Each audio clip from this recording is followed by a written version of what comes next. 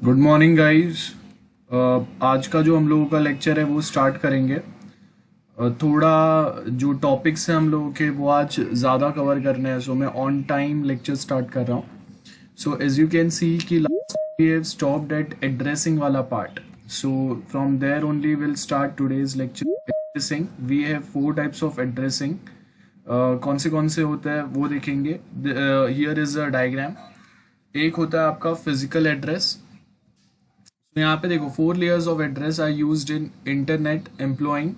मतलब जब हम लोग TCP प्रोटोकॉल यूज करते हैं, we already done with TCP protocols. We have total 5 layers in TCP IP protocol suite. तो वो जो 5 लेयर्स है उसमें जो हम लोग के अलग अलग 4 लेयर्स रहते हैं, वो कौन से 4 एड्रेसेस यूज करते हैं वो यहाँ पे दिया है। Like we already done discussing about address. Physical address का मतलब क्या होता है वो हम लोगों ने देखा है, राइट? तो वो हम लोग समझते हैं। ओ सॉरी, भूल गया था मैं, स्क्रीन ऑफ है। ओके ओके, हाँ, नाउ इट इज विजिबल।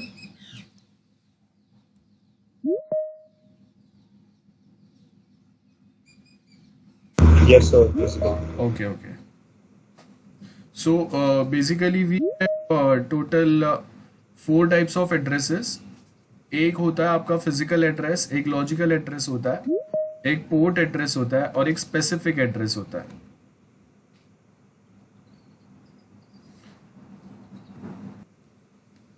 यहाँ पे अगर आप देखेंगे we have 4 types of addresses, जिसमें से 2 हम लोगों ने ऑलरेडी पढ़ा है, physical address and logical address.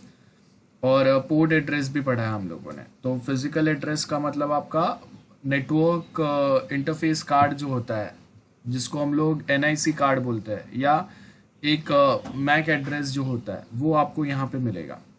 Okay, and उसके बाद नेक्स्ट जो होता है वो होता है लॉजिकल एड्रेस। लॉजिकल एड्रेस का मतलब होगा कि IP एड्रेस। तो हम लोगों ने IP एड्रेस ऑलरेडी समझा है क्या होता है।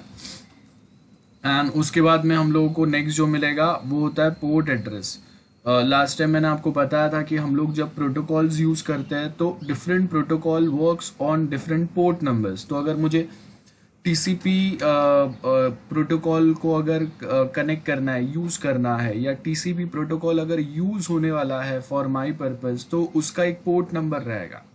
सिमिलर वे अगर मुझे ईमेल सेंड करना है तो SMTP प्रोटोकॉल में यूज़ करूँगा, सिंपल मेल ट्रांसफ़र प्रोटोकॉल, तो अगेन उसका एक पोर्ट नंबर होगा। तो ये एक पैटर्न होता है कि आप कौन सा प्रोटोकॉल यूज़ करोगे, वो प्रोटोकॉल का एक स्पेसिफिक पोर्ट नंबर रहेगा। तो अगर आपको वो प्रोटोकॉल के साथ कम्युनिकेट करना है तो आपको वो प्रोटोकॉल पे जाना पड़ेगा, वो प्रोटोकॉल नंबर पे जाना पड़ेगा। सपोज अगर मैं बोल रहा हूँ पोर्ट नंबर 2526 है, तो आपको अगर TCP यूज़ करना है या और कोई प्रोटोकॉल यूज़ करना है तो वो स्पेसिफिक पोर्ट नंबर या वो डोर नंबर पे जाना पड़ेगा, तब जाके आपको वो प्रोटोकॉल मिलेगा एक्सेस करने के लिए। IP एड्रेस या एड्रेस हम लोगों को ऑलरेडी पता है, वो हम लोग आगे वापस एक बार देख लेंगे। So we have 4 types of addressing. And यहाँ पे अगर आप देखोगे ये डायग्राम, तो इसमें आपको वही 4 पैटर्न्स दिए हुए हैं कि हम लोग का जो एप्लीकेशन लेयर होता है, एप्लीकेशन लेयर पे आपका स्पेसिफिक एड्रेस काम करता है। ये डायग्राम इंपॉर्टेंट है, आपको याद रखना है ये diagram. So on application layer आपके जो अलग अलग प्रोसेसेस रहते हैं। अब ये जो स्पेसिफिक एड्रेस है ना, स्पेसिफिक एड्रेस का मतलब वी आर टॉकिंग अबाउट आपका जो वेबसाइट का एड्रेस है। सपोज अगर मुझे फेसबुक एक्सेस करना है, so what is the address of Facebook. If I want to access YouTube, then what is the address of YouTube. अगर आपको ऑनलाइन क्लासेस एक्सेस करना है, there has to be one specific address or a domain name for those classes या for those courses या online lectures। तो वो आपके specific addresses हो गए, डोमेन नेम्स। इन शॉर्ट आपके वेबसाइट्स के जो एड्रेस होते हैं दोज आर स्पेसिफिक एड्रेसेस। तो which application we are trying to access, like right now you are trying to access और you are accessing Microsoft team. तो वो माइक्रोसॉफ्ट टीम के ऊपर आपने एक स्पेसिफिक एड्रेस पे आप गए हो, तब जाके आपको ये ऑनलाइन लेक्चर मिला है। सो तो वो प्रोसेसेस मिलते हैं। प्रोसेसेस क्या है हम लोगों का? First process which we are trying to get the access online lectures के लिए, that is MS team, Microsoft team. और उस पे भी स्पेसिफिक सब्जेक्ट, स्पेसिफिक आपको सम एड्रेसेस मिलते हैं जिसके थ्रू आप वो लेक्चर तक पहुंच सकते हो। सो अगर कोई एक वेबसाइट है, उसका जो डोमेन नेम होता है, दैट इज द एड्रेस और a specific address. Port number, जो प्रोटोकॉल हम लोग यूज करेंगे, TCP, UDP या STP, SCTP, उसका एक स्पेसिफिक पोर्ट नंबर रहेगा। IP एड्रेस ये होगा, ये आपका फिजिकल एड्रेस या मैक एड्रेस होगा। 12 डिजिट अल्फान्यूमेरिक नंबर होता है, ये हम लोगों को पता है ये।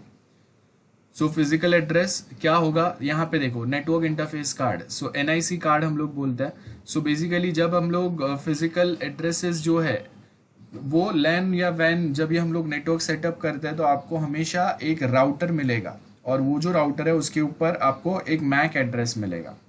तो वो जो फिजिकल एड्रेस है, या उसको हम लोग मैक एड्रेस भी बोलते हैं। तो अभी मैं डिटेल में नहीं जा रहा हूँ, वी ऑलरेडी अवेयर क्या होता है फिजिकल एड्रेस।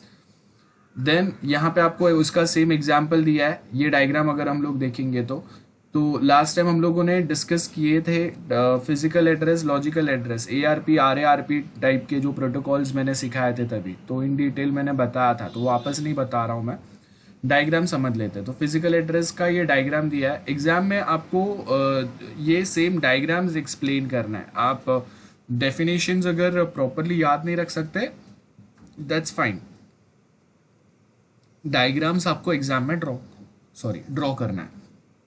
अब यहाँ पे अगर आप देखेंगे, ये वाला पार्ट याद रखना है, क्योंकि दो कंप्यूटर्स है, एक लैन नेटवर्क है, यहाँ से डेटा वहाँ पे जा रहा है, वो तो हम लोगों को पता है। लेकिन यहाँ पे क्या हो रहा है, we have one destination address, मतलब किसको भेजना है उसका एड्रेस होगा। We are only talking about physical address right now, okay. एक हम लोगों का यहाँ पे सोर्स एड्रेस होगा, मतलब कहाँ से आ रहा है डेटा उसका सोर्स एड्रेस होगा, कहाँ से ओरिजिनेट हो रहा है डेटा और कहाँ पे डिलीवर होगा। तो ओरिजिनेट जो हो रहा है वो आपका सोर्स एड्रेस हो गया, जहाँ पे डिलीवर होना है वो आपका डेस्टिनेशन एड्रेस हो गया। सेंटर में आपका मेन डेटा रहेगा उसके साथ में, और वो मेन डेटा के साथ में यहाँ पे पीछे ये ट्रेलर होता है, एरर चेकिंग मैकेनिज्म, कि अगर जब हम लोग डेटा सेंड कर रहे हैं और कोई एरर या कुछ आता है, तो वो जो एरर चेकिंग मैकेनिज्म्स जो दूसरे रहते हैं, आगे के चैप्टर में हम लोग पढ़ेंगे, चैप्टर 4, 5, 6, उसमें आपको अलग अलग एरर चेकिंग मैकेनिज्म्स क्या रहता है वो हम लोग आगे देखने वाले हैं, तो वो डिटेल में देखते हैं। तो यहाँ पे ट्रेलर में वही पैटर्न होगा। अब ये जो डेटा है ये आपका गया नेटवर्क के थ्रू, ये जो लैन नेटवर्क है इसके थ्रू ये सोर्स से डेस्टिनेशन पे जा रहा है। ये आपका सेंडर है, दैट इज सोर्स है, ये रिसीवर है, दैट इज डेस्टिनेशन है। तो अब यहाँ पे हम लोगों ने क्या बोला है, डेस्टिनेशन एड्रेस एक कोई तो है और सोर्स एड्रेस है। डेस्टिनेशन एड्रेस 87 है, सोर्स एड्रेस 10 है। अब यहाँ पे क्या हो रहा है, जब हम लोग ये पैकेट जो डेटा है, ये डेटा पैकेट है आपका, ये ड्रॉप करने जा रहा है, तो डेस्टिनेशन का एड्रेस यहाँ पे अलग बता रहा है। तो क्या होगा कि अगर डेस्टिनेशन एड्रेस यहाँ पे मैच नहीं करेगा पैकेट में जो एड्रेस दिया है उसको, पैकेट ड्रॉप कर देगा, मैच करेगा तो डिलीवर कर देगा, बस इतना ही है और कुछ भी नहीं है। सो यहाँ पे अगर आप देखेंगे बाई डायरेक्शनल एरो आपको दिखा रहा है, एक ऊपर जा रहा है एक आगे जा रहा है। तो अगर जो ये जो कंप्यूटर है उसका फिजिकल एड्रेस अगर यहाँ पे पैकेट में जो एड्रेस डिफाइंड है, पैकेट में 87 नंबर का एड्रेस डिफाइंड है, उसके साथ अगर इसका एड्रेस मैच नहीं करता है फिजिकल एड्रेस, तो फिर ये आगे निकल जाएगा, दूसरे कंप्यूटर चेक करेगा। सेम वे आप अगर देखेंगे तो ये सेम डेटा जो है ये दोनों वे जा सकता है। आपका कंप्यूटर जो डेस्टिनेशन कंप्यूटर है ये कौन से साइड पे, लेफ्ट साइड पे है नेटवर्क पे, राइट साइड पे है, दोनों साइड पे पैकेट सेंड कर सकता है। तो ये जो है ये रास्ता बताएगा। ये रास्ता बताने का काम कौन कर रहा है, राउटर कर रहा है। ऑलरेडी हम लोगों ने पढ़ा है वो कि राउटर जो है वो रास्ता बताएगा। सो राउटर रास्ता बताएगा कि भाई आपके पैकेट को बाहर निकल के लेफ्ट में जाना है, राइट में जाना है, because we have different computers present in our local area network. तो अगर आप कौन से साइड पे जाएंगे और वो साइड पे आपको वो स्पेसिफिक एड्रेस वाला कंप्यूटर मिलना चाहिए, अगर नहीं मिलेगा तो वो उसके पास से पैकेट ड्रॉप करके आगे लेके जाएगा, राइट। और अगर कोई भी ऐसा फिजिकल एड्रेस वाला कंप्यूटर नहीं मिलता है तो वो ऑब्वियसली क्या करेगा, पैकेट ड्रॉप ही हो जाएगा। ऐसा कुछ अल्फान्यूमेरिक नंबर होता है, ये आपका फिजिकल एड्रेस या मैक एड्रेस होता है। सो याद रखना है, जस्ट फॉर एन एग्जाम्पल आपको याद रहना चाहिए। अल्फान्यूमेरिक मतलब नंबर्स और अल्फाबेट्स कंबाइंड रहता है। दो डिजिट्स के बाद में यहाँ पे आपको पता चलेगा 2 डॉट्स हम लोगों ने डाले, 07 देन 01 वापस दो डॉट्स आएंगे 02 01 AF I mean AB CD ऐसा कुछ भी बीच में हो सकता है। Okay, logical address, we all know logical address 32 bit address होता है। 32 बिट एड्रेस कैसे होता है, आईपी एड्रेस आपके 32 बिट्स कैसे होता है वो समझता है।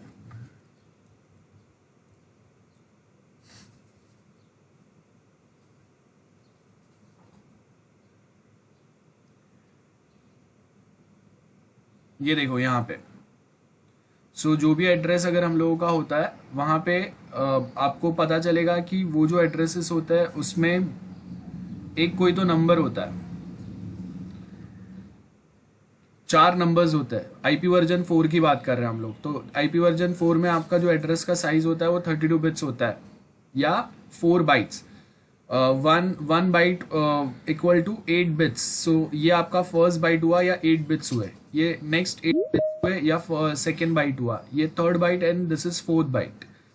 अब यहाँ पे हम लोग वो 8 बिट्स क्यों बोल रहे हैं, बिकॉज आप अगर देखेंगे नॉर्मली जो हम लोग एड्रेसेस का रेंज होता है आपका, ये चार पैटर्न में हम लोग नंबर्स लिखते हैं। क्या पर्पस रहता है वो बाद में देखेंगे हम लोग, फिलहाल के लिए याद रखो 4 नंबर्स होते हैं डॉट डॉट डाल के।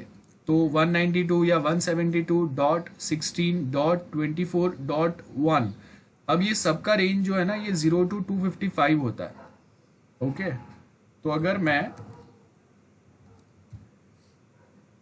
यहाँ पे 0 to 255 हर किसी का रेंज होता है, तो 0 मतलब 80 होता है और 255 मतलब 8 ones होता है।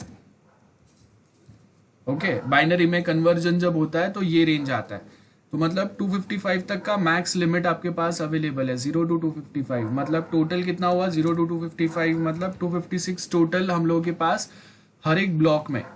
This is first block. यहाँ पे आपका मिनिमम नंबर 0 हो सकता है, मैक्सिमम नंबर 255 हो सकता है। Same way in this block minimum number आपका 0 होगा, मैक्सिमम 255 होगा। सेम वे यहाँ पे भी देखो हम लोगों का मिनिमम नंबर 0 होगा, मैक्सिमम 255 होगा। 255 के ऊपर का नंबर नहीं हो सकता, अदरवाइज वो 8 बिट्स में हम लोग कन्वर्जन नहीं पॉसिबल हो पाएगा। तो आपके 4 ब्लॉक्स होते हैं आईपी एड्रेस में, और वो चारों ब्लॉक्स का रेंज जो होता है 0 to 255 होता है। तो यहाँ पे देखो अगर 254 दिया है तो आपके पास 7 1 है और एक 0 है, बराबर है, बिकॉज अगर इसको 255 कर दूंगा तो 8 1s आ जाएंगे। That is the maximum limit possible for every block, और इसी का कॉम्बिनेशन होता है।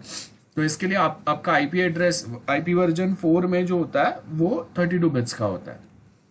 रिमेंबर यहाँ पे हम लोग जो पढ़ रहे हैं ये आपका आईपी वर्जन 4 का रेंज पढ़ रहा है।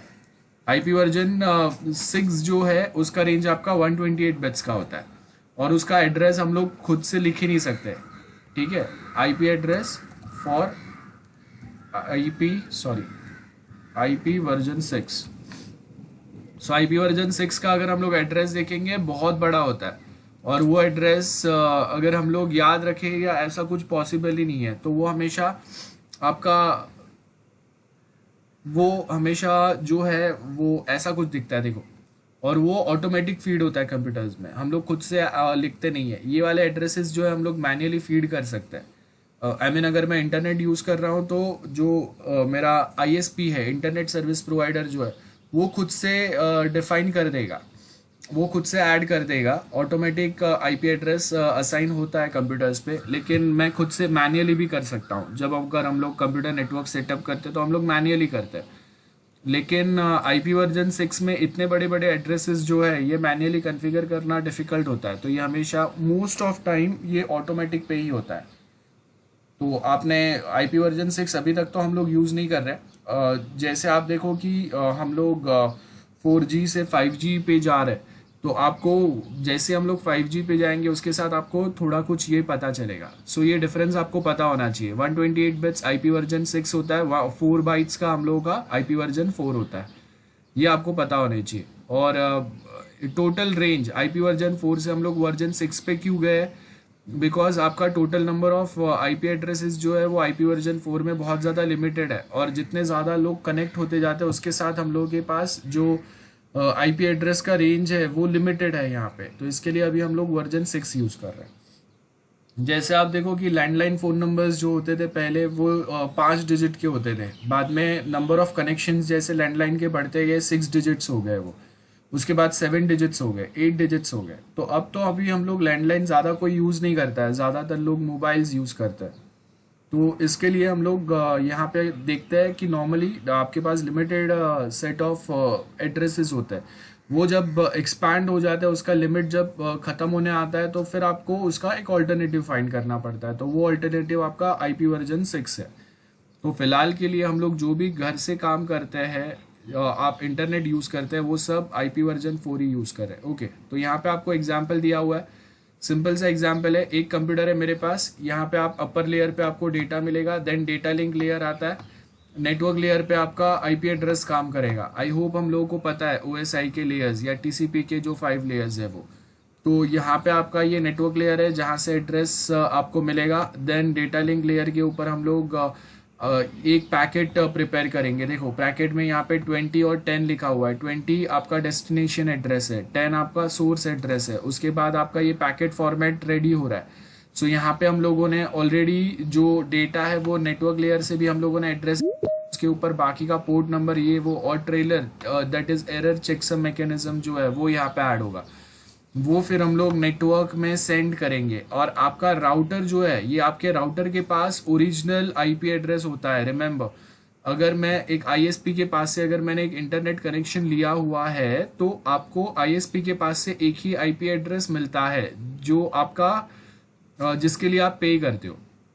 सपोज अगर मैंने 10 Mbps का एक प्लान लिया है, तो 10 Mbps के प्लान के ऊपर मुझे एक अगर स्टैटिक आईपी अगर मिलता है, मतलब जो फिक्स आईपी होगा, बार बार चेंज नहीं होगा। नॉर्मली हम लोग जब एक छोटा सा इंटरनेट कनेक्शन लेते हैं ना अपने घर के लिए, तो वो टाइम पे आप जब जब इंटरनेट से कनेक्ट करने की ट्राई करेंगे, तो आपका आईएसपी इंटरनेट सर्विस प्रोवाइडर वो टाइम पे एक कोई तो डायनेमिक रैंडमली अवेलेबल वो टाइम पे इंटरनेट एक्सेस करने के लिए जो आईपी एड्रेस टेम्पररी अवेलेबल है वो आपको देता है। तो आपका आईपी एड्रेस हमेशा सेम नहीं होता है, टाइम टू टाइम वो चेंज होते रहता है। अगर आप मोबाइल से हॉटस्पॉट भी यूज़ कर रहे हैं, तो मोबाइल में भी जो आईपी एड्रेस आपको आता है वो भी हमेशा स्टैटिक नहीं होता है, वो डायनेमिक होता है। टाइम टू टाइम आप जब कभी अपना डेटा ऑन करते हैं और वो टाइम पे कौन सा आईपी एड्रेस अवेलेबल है, उसके हिसाब से आपका चेंजेस होते रहते हैं। आपने कभी अपने फ़ोन में आईपी कॉन्फ़िगर नहीं किया है, क्योंकि वो डायनेमिकली अवेलेबल होता है। तो अगर मैं जैसे जैसे मेरे फ़ोन में अगर 2 सिम कार्ड्स है, तो मैं जैसे अपना सोर्स चेंज करूंगा, आईएसपी चेंज करूंगा, सपोज मैं एयरटेल से अगर जियो पे स्विच करता हूँ, तो मेरा आईपी एड्रेस में वहाँ पे भी चेंजेस आएंगे ही ऑफ कोर्स। और आप अगर कोई एप्लीकेशंस यूज़ करते हैं, सपोज अगर मेरा जियो का या एयरटेल का एक बिलिंग प्लान है जिसके थ्रू मुझे अमेज़ॉन प्राइम सब्सक्रिप्शन अवेलेबल है, तो अगर मैं एयरटेल का डेटा ऑन करके अगर वो अमेज़ॉन प्राइम ऑन करता हूँ, तो ही मुझे वो फ्री एक्सेस बताता है, अदरवाइज मुझे वो पे करने के लिए बोलता है। तो वो उसको कैसे पता चलता है? With the help of IP address जो एयरटेल ने प्रोवाइड किया हुआ है। तो यहाँ पे ये सेम पैटर्न चलेगा आपके पास। यहाँ से हम लोगों ने लैन के थ्रू डेटा भेजा राउटर पे, राउटर पे आपका मेन आईपी एड्रेस होगा और उसको पता रहेगा कि दूसरा कौन सा नेटवर्क पे आपको भेजना है। सपोज ये कंप्यूटर को जो डेटा भेजना है वो कोई एक दूसरे नेटवर्क के कंप्यूटर पे है, तो यहाँ से वो डेटा कहाँ पे गया? आपका मेन जो राउटर है वहाँ पे गया। अब ये राउटर को पता रहेगा कि आपको जो कंप्यूटर नंबर 30 पे डेटा भेजना है वो कौन से नेटवर्क पे है, वो कंप्यूटर जो स्पेसिफिक कंप्यूटर पे आपको डेटा भेजना है। तो बेसिकली क्या होगा, यहाँ पे आपका राउटर के पास अपना आईपी एड्रेस होगा और वो दूसरे नेटवर्क का जो राउटर है मेन, उसका एड्रेस होगा जिसमें आपका कंप्यूटर प्रेजेंट है, आपका डेस्टिनेशन वाला कंप्यूटर जिसके साथ आपको बात करना है वो प्रेजेंट है। तो ये राउटर वो आईपी एड्रेस सेव करके रखेगा डेस्टिनेशन वाले राउटर का, और उसके ऊपर आपका डेटा पैकेट जो है वो सेंड कर देगा। सो यहाँ से वो आपका डेटा पैकेट सपोज यहाँ पे आया, देन यहाँ से वो राउटर ने देखा कि आपको जो कंप्यूटर अवेलेबल है वो ये लैन 3 में यहाँ कहीं पे है, तो फिर ये वे में आपका पैकेट जो है वो घूमते घूमते आएगा। हम लोगों ने देखा था वो होप टू होप जंप करते करते आता है, नेटवर्क टू नेटवर्क। तो यहाँ पे हम लोग के पास कितने होप काउंट हुए? होप काउंट 1 हुआ, ये मतलब एक नेटवर्क उसने क्रॉस किया, देन होप काउंट 2 हुआ, देन होप काउंट 3, और उसमें वो डेस्टिनेशन तक पहुंच गया। सो बेसिकली यहाँ पे हम लोग बताते जाते हैं कि ओके ये आपका एड्रेस है, यहाँ से आपको घूम के आना है, वो बेसिक पॉइंट्स है। सो ये आपका आईपी एड्रेसेस हो गया और उसका एक्सप्लेनेशन यहाँ पे दिया है। तो आपको पूरा इतना बड़ा डिटेल नहीं लिखना है, 5 मार्क के लिए आंसर आपका वो डायग्राम के साथ में ऐड करना है। Port address we all know, हम लोग के पास टेलनेट है, एफटीपी है या टीसीपी है, ये हर एक का एक पोर्ट नंबर मेंशन रहता है और वही पोर्ट नंबर अगर आपका वही पोर्ट नंबर अगर आप डेटा भेजेंगे तो ही वहाँ पे वो रिसीव होगा, अदरवाइज वो डेटा वहाँ पे रिसीव नहीं होगा। तो जो भी आपको डेटा करना है उसका एक स्पेसिफिक पोर्ट नंबर होता है, तो वो पोर्ट नंबर पे अगर आप पहुंचेंगे तो ही वो डेटा आप एक्सेस कर पाएंगे। बस यही बेसिक सा पॉइंट है यहाँ पे।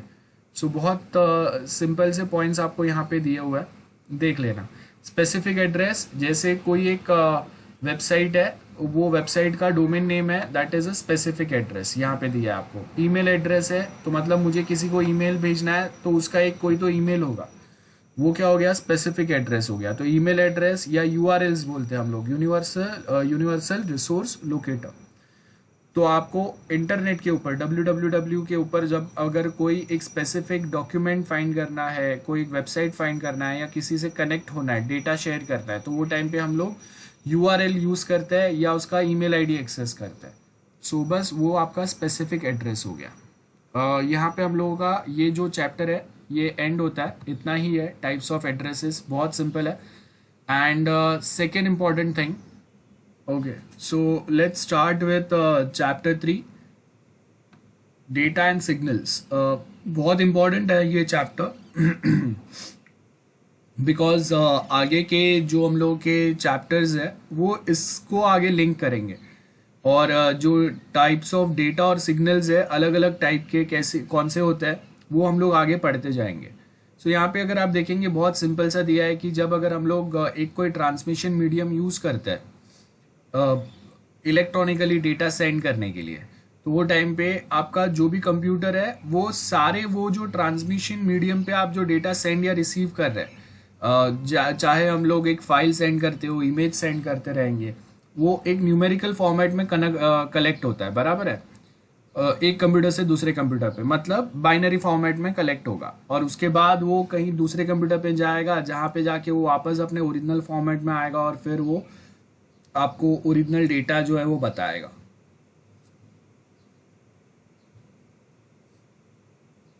दो पैटर्न्स होते हैं, analog data and digital data. Analog data note करते जाना, एनालॉग कंटिन्यूअस इंफॉर्मेशन जो होता है उसको हम लोग एनालॉग डेटा बोलते हैं। सो एनालॉग डेटा जो होता है that is a continuous information, this is the definition of analog. Information that is continuous, उसको एनालॉग बोलेंगे। और जो डिस्क्रीट होते हैं, डिस्क्रीट मतलब जो कंटिन्यूअस नहीं रहता है, बीच में आपको कोई उसमें सिग्नल्स मिलेंगे, वापस अलग टाइप के सिग्नल्स मिलेंगे, सो वो डिजिटल डेटा हो गया। लाइक अगर आप देखेंगे यहाँ पे, ये आपका डिजिटल क्लॉक हो गया जिसमें आपको कंटिन्यूअस नंबर्स नहीं मिलेंगे, लाइक आवर्स एंड मिनट्स। तो सडनली आपके नंबर्स, मिनट्स वाले नंबर्स कुछ अलग काम कर रहे हैं, आवर्स वाले नंबर्स कुछ अलग रिप्रेजेंट कर रहे हैं और सेकेंड्स वाले नंबर्स जो है वो अलग रिप्रेजेंट कर रहे हैं। ऐसा कंटिन्यूअस वो नहीं चल रहा है। जैसे हम लोगों का नॉर्मली जो हम लोग के घर पे जो वो कांटे वाले क्लॉक्स होते हैं, तो वो जैसे काम करते हैं वैसा यहाँ पे काम नहीं करेगा। सो एनालॉग, यहाँ पे अगर आप देखेंगे आपको वो सेम दिया है, analog clock that has hours, minutes and seconds, hence gives information in a continuous form। मतलब वो कांटा जो है वो कंटिन्यूअसली घूम रहा है और उससे आपको कंटिन्यूअस पता चलता है, वो एक ही डायरेक्शन में कंटिन्यूअस घूम रहा है। लेकिन अगर डिजिटल क्लॉक बोलेंगे हम लोग, वो क्या है, वो उसके पास आपके 3 डिजिट्स है, जो 3 डिजिट्स 3 नंबर्स है, जिसमें से एक डिजिट जो है वो आपको आवर्स बता रहा है, सेकेंड नंबर जो आपको मिनट बता रहा है और थर्ड जो है वो आपको सेकेंड्स बता रहा है। और ये कंटिन्यूअसली अपने आप में कहीं ना कहीं कुछ तो चेंजेस हो रहे हैं, वो हो गया। तो analog data sounds made by human voice. Analog मतलब मेरा जो आवाज़ है वो कंटिन्यूअसली सेम ही रहेगा, ऐसा नहीं है कि मैं अभी आपसे बात कर रहा हूँ तो आवाज़ अलग रहेगा और अगर मैं फ़ोन पे बात कर रहा हूँ तो अलग आएगा। तो अगर आप फिजिकली किसी का वॉइस सुनते हैं और उसका वॉइस जब आप फ़ोन पे भी सुनते हैं तो आपको एक अप्रोक्स आइडिया मिल ही जाता है कि ये कौन पर्सन है। सो यहाँ पे अगर आप देखेंगे एनालॉग डेटा जैसे साउंड वेव्स है, अपना आवाज़ जो है वो एक टाइप का एनालॉग डेटा हो गया। When someone speaks analog waves that is created, आपने ये फिजिक्स में पढ़ा रहेगा। जब हम लोग बात करते हैं तो हम लोगों के फेस के आगे के जो एयर मॉड्यूल्स होते हैं वो वाइब्रेट होते हैं, और वो वाइब्रेशन जितना ज़्यादा रहेगा मेरा आवाज़ उतना दूर तक जाएगा, वाइब्रेशन जितना कम रहेगा उतना मेरा आवाज़ एक स्पेसिफिक लिमिट तक जाएगा, उसके बाद में वो स्टॉप हो जाएगा। सो यहाँ पे आपको क्या बोला है, जैसे अगर मैं यहाँ पे आपसे बात कर रहा हूँ तो सपोज अगर मैंने कोई एक हेडफोन लगाया हुआ है, या मैं जो बात कर रहा हूँ मेरे लैपटॉप में इनबिल्ट एक माइक्रोफोन है जो वो मेरे वॉइस को कैप्चर कर रहा है। अब मैं यहाँ पे मेरे लैपटॉप के बहुत पास से बोल रहा हूँ, इसके लिए वो वॉइस को क्लियरली कैप्चर कर पा रहा है। लेकिन अगर यही बात मैं अगर थोड़ा दूर जाके बोलूँगा तो वो अगर मैं धीरे से बोलूँगा तो वो एयर वाइब्रेशंस, एयर मॉड्यूल्स का जो वाइब्रेशंस रहेंगे वो बहुत लिमिटेड रहेंगे, और वो शायद मेरे लैपटॉप के इनबिल्ट माइक्रोफोन तक ना पहुंच पाए। वो टाइम पे वो आपको क्लियरली पता नहीं चलेगा, राइट? आपको आवाज़ क्लियर नहीं आएगा, मेरा बहुत धीरे से आवाज़ आएगा। बट यहाँ पे क्या हो रहा है, माइक्रोफोन जो है वो एक वॉइस को कैप्चर कर रहा है, देन वो उसको कन्वर्ट करेगा इनटू एनालॉग सिग्नल या एक सैम्पल्ड वे में कन्वर्ट करेगा, और वो सैंपल को फिर हम लोग डिजिटल फॉर्म में कन्वर्ट करेंगे। ये सब हम लोग आगे सीखने वाले हैं। सो एक सैम्पल्ड सिग्नल कैसे बनता है वो सब आगे हम लोगों के टॉपिक्स ही है पूरे के पूरे। सो अभी सिर्फ याद रखो, मेरा मैं जो भी कुछ बोल रहा हूँ वो वेव फॉर्म्स जनरेट कर रहा है, बराबर है? Analog wave forms, analog wave forms आपने देखे रहेंगे, this are the analog wave forms. हम लोग अगर कोई सॉन्ग भी सुनते हैं, बहुत बार आपने देखा रहेगा कि वो सॉन्ग के लिए भी जब उसका जो सिंगर है उसका पिच हाई एंड लो होता है, उसके साथ में ये जो एनालॉग सिग्नल्स है इसका एम्पलीट्यूड भी कभी हाई होता है कभी लो होता है, बराबर है? सो कभी वो ऐसे छोटे छोटे रहेंगे, सडनली एक बड़ा स्पाइक आएगा। सो ये आपके एनालॉग सिग्नल्स होता है। और digital signal square wave forms होता है, that is a digital signal. Remember, digital data नहीं, signal we are talking about. तो यहाँ पे डिजिटल सिग्नल स्क्वायर टाइप के होते हैं, और एनालॉग जो है ये तो हम लोग को पता ही है, साइन वेव्स होता है ये। सो यहाँ पे आपको वो दिया है डिजिटल डेटा, डिस्क्रीट वैल्यूज लेते हैं। For example data stored in computer memory zeros और वन के फॉर्म में होता है, और ये जो जीरोज एंड वंस है वो बाद में कन्वर्ट होंगे इनटू डिजिटल सिग्नल और मॉड्यूलेट होंगे। वो मॉड्यूलेशन हम लोगों ने पढ़ा था, मॉड्यूलेशन डीमॉड्यूलेशन। नहीं याद है तो आपको प्रीवियसली जो मैंने लिखा हुआ है वो याद करना पड़ेगा। और फिर ये जो मॉड्यूलेटेड सिग्नल्स है वो एनालॉग सिग्नल में कन्वर्ट होके आपका जो ट्रांसमिशन मीडियम है, केबल है, वायर्ड या वायरलेस मीडियम जो भी है, उसके थ्रू ट्रैवल करेंगे। सो यहाँ पे ये वाला जो है ना, ये आपको याद रखना है, ये आपके मेन हाईलाइट पॉइंट्स हो गए जो आप एग्जाम में भी लिखेंगे।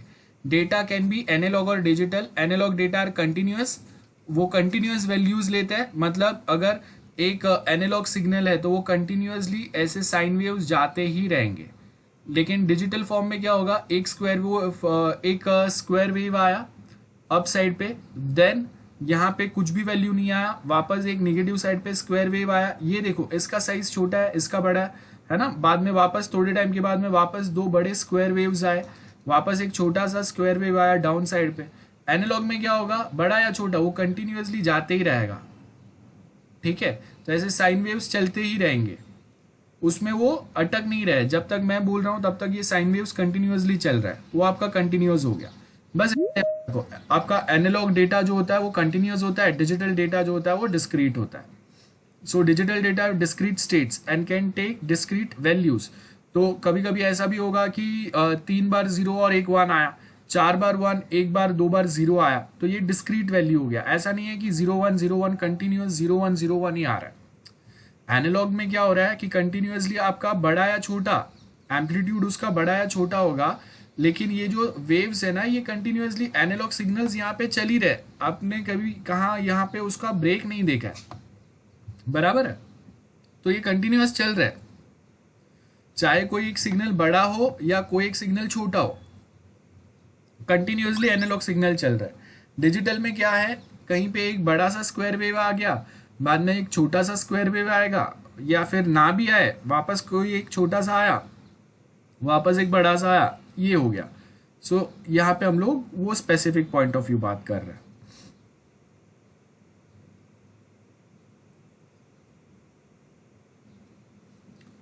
Okay, analog and digital signals. So analog and digital signal like data can be represented in signal form, और वो सिग्नल फॉर्म्स दो रहते हैं, एनालॉग एंड डिजिटल सिग्नल्स रहते हैं। सो यहाँ पे अगर आप देखेंगे कि आपको क्या बोला है, वेव्स जो मूव करेगा from A to B, A to B मतलब start to end, source to destination, और वो टाइम पे नंबर ऑफ वैल्यूज वहां पे हम लोग रिप्रेजेंट कर सकते हैं। तो यहाँ पे अगर आप देखेंगे सिग्नल कैन बी एनालॉग और डिजिटल, ये वाला पॉइंट याद रखना है। Analog signal can have infinite number of values in a range. Digital signal can have only a limited number of values. यहाँ पे कंटिन्यूअस ये चलते जा रहा है, तो आप इनफाइनाइट वैल्यूज यहाँ पे स्टोर कर सकते हैं। लेकिन डिजिटल जब आप डेटा सेंड करते हैं तो आपका 0 या 1 डिजिटल डेटा क्या है, उसके हिसाब से ये स्क्वायर वेव बनता है। तो ये लिमिटेड होता है, ये अनलिमिटेड नहीं होता है, ये याद रखना है। अगर मैं कुछ बात कर रहा हूँ तो कंटिन्यूअसली मैं अगर बोलते जा रहा हूँ ना, तो वो कंटिन्यूअस वेव्स जनरेट होते जाएंगे, एनालॉग वेव्स। लेकिन उसको डिजिटल में कन्वर्ट करने के लिए आपको उसको डिजिटल वैल्यू में कन्वर्ट करना पड़ेगा, जीरोज एंड वंस, और वो जीरोज एंड वंस जितने रहेंगे उतने ही ये आपके स्क्वायर वेव्स जनरेट होंगे। सो इसके लिए ये एक पॉइंट अगेन याद रखना है, सिग्नल्स जो आपके analog signals can have a infinite number of values, and digital जो रहेंगे वो फाइनाइट या लिमिटेड रहेंगे। सो एनालॉग सिग्नल कंटिन्यूअस होता है, डिजिटल डिस्क्रीट होता है, ये डिफरेंस लिखते जाना। देन एनालॉग में infinite number of values range होते हैं, डिजिटल के अंदर लिमिटेड नंबर ऑफ वैल्यूज रहते हैं। लिमिटेड नंबर्स ही आपके पास है, अनलिमिटेड नहीं है, इनफाइनाइट नहीं है। नंबर्स का कोई तो एक लिमिट आता ही आता है। लेकिन जब अगर हम लोग ऐसे सिग्नल्स की बात करते हैं तो ये सिग्नल्स चाहिए तब तक चलते जा सकते हैं, इसका कोई रेंज नहीं है, आप चाहिए तब तक उसको चलाते रहो। पीरियोडिक एंड नॉन पीरियोडिक, अब ये एक बार समझ लेते हैं।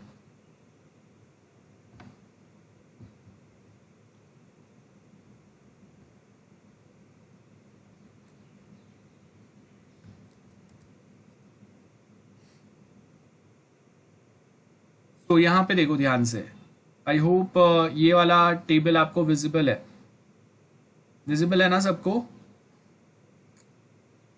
Guys? Yes, sir, it's visible. हाँ हाँ, ओके। सो पीरियोडिक, नाम पे से पता चल रहा है पीरियोडिक का मतलब क्या है, after every one period a specified period वो खुद को रिपीट करता है, उसको पीरियोडिक बोलते हैं। और जो खुद को रिपीट नहीं करता आफ्टर अ स्पेसिफिक पीरियड, उसको नॉन पीरियोडिक बोलेंगे। सो यहाँ पे अगर आप देखेंगे एक साइन वेव है जो यहाँ से स्टार्ट हो रहा है, देन यहाँ पे एंड हो रहा है, वापस वो फिर एक टाइम पे खुद को वही सेम वे में रिपीट करते जाएगा। तो क्या हो रहा है, एक वेव खुद को ऐसे ऐसे रिपीट करते जा रहा है। एक वेव का स्टार्ट एंड एंड कौन सा होता है, एक उसका पॉजिटिव पार्ट होता है, एक निगेटिव पार्ट होता है, वो आपका वेव होता है, सिग्नल होता है। साइन वेव्स अगर हम लोग बात करेंगे तो this is your sine wave. तो साइन वेव क्या होगा, यहां से कहीं से स्टार्ट होगा, ये देखो यहां से वो स्टार्ट हुआ, देन यहां पे वो खत्म हुआ, और वो आपका एक टाइम डिफाइन करेगा। एक सेकेंड ना, हाँ ये देखो यहां से आपका एक साइन वेव स्टार्ट हुआ और यहां पे जाके वो एंड हुआ। तो ये जो पॉइंट है उसका बराबर है, ये आपका एक टाइम हुआ, दिस इज अ टाइम, या आप उसको वेवलेंथ बोल सकते हैं, या मैं बोल सकता हूं कि एक सेकेंड में उसने एक साइकिल कंप्लीट किया, एक पॉजिटिव और एक निगेटिव साइकिल। अब पीरियोडिक में क्या होगा, ये एक साइकिल कंप्लीट करने के बाद वापस यहां से वो नेक्स्ट साइकिल चालू कर रहा है, उसके आगे वापस और एक साइकिल चालू करेगा और एक साइकिल चालू करेगा। तो एक डिफाइंड वेवलेंथ में वो कंटिन्यूअसली अलग अलग साइकिल्स जो अपने वो कंटिन्यूअस चालू रख रहा है, तो उसको हम लोग पीरियोडिक बोलेंगे। पीरियोडिक मतलब ये आपका एक टाइम है, एक पीरियड है, एक सेकेंड का एक पीरियड है, उसके बाद सेकेंड के पीरियड में वापस उसने एक साइकिल जनरेट किया, थर्ड सेकेंड के पीरियड में और एक साइकिल जनरेट किया, तो वो आपका पीरियोडिक वेव हो गया। और अपीरियोडिक या नॉन पीरियोडिक वो क्या होगा, एक सेम सिग्नल वो रिपीट नहीं कर रहा है। सो देखो पीरियोडिक में क्या होगा, a signal which repeat itself after a specific interval, 1 second 2 second, वो पीरियोडिक हो गया। एक सिग्नल जो खुद को रिपीट नहीं कर रहा है, वो सेम सिग्नल्स वापस जनरेट नहीं कर रहा है, हमेशा कुछ अलग सिग्नल जनरेट कर रहा है, लाइक हियर कि ये ऊपर से नीचे आ रहा है, वापस वो ऊपर नहीं जा रहा है, तो ये क्या हो गया, ये नॉन पीरियोडिक हो गया। A signal that repeats it's pattern, और यहां पे वो अपना पैटर्न रिपीट नहीं कर रहा है। They can represent by a mathematical equation, they can not represent by a mathematical equation. क्यों? बिकॉज यहाँ पे मैं बता सकता हूँ ना कि मेरे पास इतना टाइम है, टी है, तो मैं वेवलेंथ बता सकता हूँ कि ओके ये स्पेसिफिक वेवलेंथ है इसका, और ये उसका एम्पलीट्यूड है, इतना एम्पलीट्यूड है, इतना वेवलेंथ है। लेकिन नॉन पीरियोडिक में ये मेजर ही नहीं हो रहा है ना, क्योंकि एक बार वो ऊपर गया, देन नेक्स्ट टाइम वो नीचे नीचे नीचे ही जा रहा है, ऊपर आ ही नहीं रहा है। सो यहाँ पे नॉन पीरियोडिक या अपीरियोडिक में उसको हम लोग इक्वेशंस के थ्रू इजीली, मैथमेटिकल इक्वेशंस के थ्रू इजीली रिप्रेजेंट नहीं कर सकते। मैथमेटिकल इक्वेशंस मतलब कैसे हम लोग रिप्रेजेंट करते हैं उसको टेक्निकली, वो आगे हम लोग का पॉइंट है। Their value can be determined at any point of time. यहाँ पे हम लोग कोई भी पॉइंट ऑफ टाइम में उसका वैल्यू डिफाइन नहीं कर सकते। यहाँ पे मैं उसका फ्रीक्वेंसी डिफाइन कर सकता हूँ। फ्रीक्वेंसी कैसे डिफाइन करते हैं आगे हम लोगों का वो टॉपिक है, मैं बताता हूँ यही चैप्टर में। Example sine and cosine wave, sound waves है, sound waves from radio, all types of noise signals. तो नॉइज मतलब अनवांटेड साउंड या अनवांटेड डेटा। तो अगर मैं यहाँ पे कुछ बोल रहा हूँ, पीछे से अगर आपको कोई एक बर्ड्स का आवाज अगर आ रहा है, वो नॉइज हो गया, क्योंकि हम लोगों के लेक्चर में वो बर्ड के साउंड की जरूरत नहीं है। या फिर अगर मैं यहाँ पे एक फैन अगर ऑन करता हूँ और वो फैन का बहुत ज्यादा आवाज आ रहा है, तो आप उसको मेजर नहीं कर सकते वो कितने लेवल में आ रहा है, कितने मेजरमेंट में आ रहा है। बट वो क्या है, वो हम लोगों के ओरिजिनल जो सिग्नल्स या कम्युनिकेशन हो रहा है उसको डिस्टर्ब कर रहा है। यही वे में हम लोग याद रख सकते हैं। सो ये हम लोगों का डिफरेंस है, पीरियोडिक एंड नॉन पीरियोडिक या अपीरियोडिक। ये आपको टेबल याद रखना है। ये मैं लिंक जो है चैट में भेज देता हूं, आप वहां से इसको रिफर कर लेना।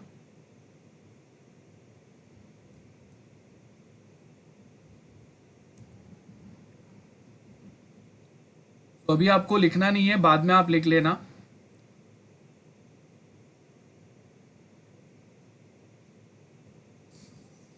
So periodic and non periodic I hope clear है सबको। अब यहां पे देखो ध्यान से, पीरियोडिक सिग्नल्स। पीरियोडिक सिग्नल्स क्या बोला हम लोगों ने, सिंपल होते हैं और कंपोजिट होते हैं। एक सिंपल होते हैं, simple periodic analog sine waves होते हैं, can not be decompose into simple signal, and composite signals रहते हैं। आगे हम लोग समझते हैं साइन वेव्स कैसे काम करेंगे। आपने मैथ्स में एटलीस्ट साइन वेव्स वाला पार्ट पढ़ा रहेगा। यहाँ पे हम लोगों के वैल्यूज होता है, ये टाइम होता है, तो कितने टाइम में हम लोगों का एक सिग्नल, एक साइकिल कंप्लीट हो रहा है, this is my one cycle. और ऐसे हम लोग एक मिनट में या एक सेकेंड में कितने साइकिल्स कंप्लीट करते हैं, उसके हिसाब से हम लोग डिफाइन करते हैं। तो यहाँ पे अभी आपको क्या क्या वर्ड्स याद रखना है। एम्पलीट्यूड क्या होता है, सो यहाँ पे देखो, ये आपका एम्पलीट्यूड हो गया, height of your wave, sine wave. Sine wave का हाइट क्या है, उसको हम लोग एम्पलीट्यूड बोलते हैं। Remember, height of your signal, यहां से ये आपका टाइम टी है, ये आपका बेस है, यहां से आपके सिग्नल्स का हाइट कितना बड़ा है वो एम्पलीट्यूड हो गया। तो यहाँ पे अगर आप देखेंगे, ये आपका एम्पलीट्यूड यहाँ पे ज्यादा है, यहाँ पे ये एम्पलीट्यूड कम है, क्योंकि इसका साइन वेव का हाइट जो है वो कम है। तो ये आपका लो एम्पलीट्यूड बोल सकते हैं हम लोग, ये आपका थोड़ा हाई एम्पलीट्यूड है compare to this one. So यहाँ पे आपको क्या बोला है, voltage of a battery is constant and constant can be a sine wave, and we will मतलब यहाँ पे हम लोग वो देख सकते हैं। Then period and frequencies. So ये फ्रीक्वेंसी कैसे बताता है, जैसे अगर मैं बोलता हूँ कि हम लोग हर्ट्ज में, मेगा हर्ट्ज में, किलो हर्ट्ज में अपना प्रोसेसर का स्पीड डिफाइन करते हैं, वो कैसे करते हैं वो समझते हैं। सो यहाँ पे देखो आप आपको क्या बोला है, ये हम लोग के पास in this we have a period 12 period in 1 second, मतलब 12 साइकिल चल रहे एक सेकेंड में। तो अगर 12 साइकिल चल रहे एक सेकेंड में, तो मेरा फ्रीक्वेंसी क्या हुआ, 12 हर्ट्ज का हुआ। अगर एक सेकेंड में एक साइकिल जाता है तो 1 हर्ट्ज होगा। एक सेकेंड में अगर 50 साइकिल कंप्लीट कर रहा है साइन वेव अपने, तो 50 हर्ट्ज होगा, 50 हर्ट्ज। सो यहाँ पे देखो, we have 1 cycle, this is 1 cycle, और वो 1 साइकिल आपका कंप्लीट हो रहा है 1/12 सेकेंड पार्ट में, 1/12 ऑफ अ सेकेंड। मतलब एक सेकेंड को अगर मैं 12 पार्ट्स में डिवाइड करूंगा तो वो जो 12th पार्ट है उसमें आपका एक साइकिल कंप्लीट हो रहा है। तो ऐसे आपके एक मिनट में कितने साइकिल कंप्लीट हो रहा है, एक सेकेंड में, सॉरी, एक सेकेंड में आपके कितने साइकिल कंप्लीट हो रहा है 12 साइकिल्स।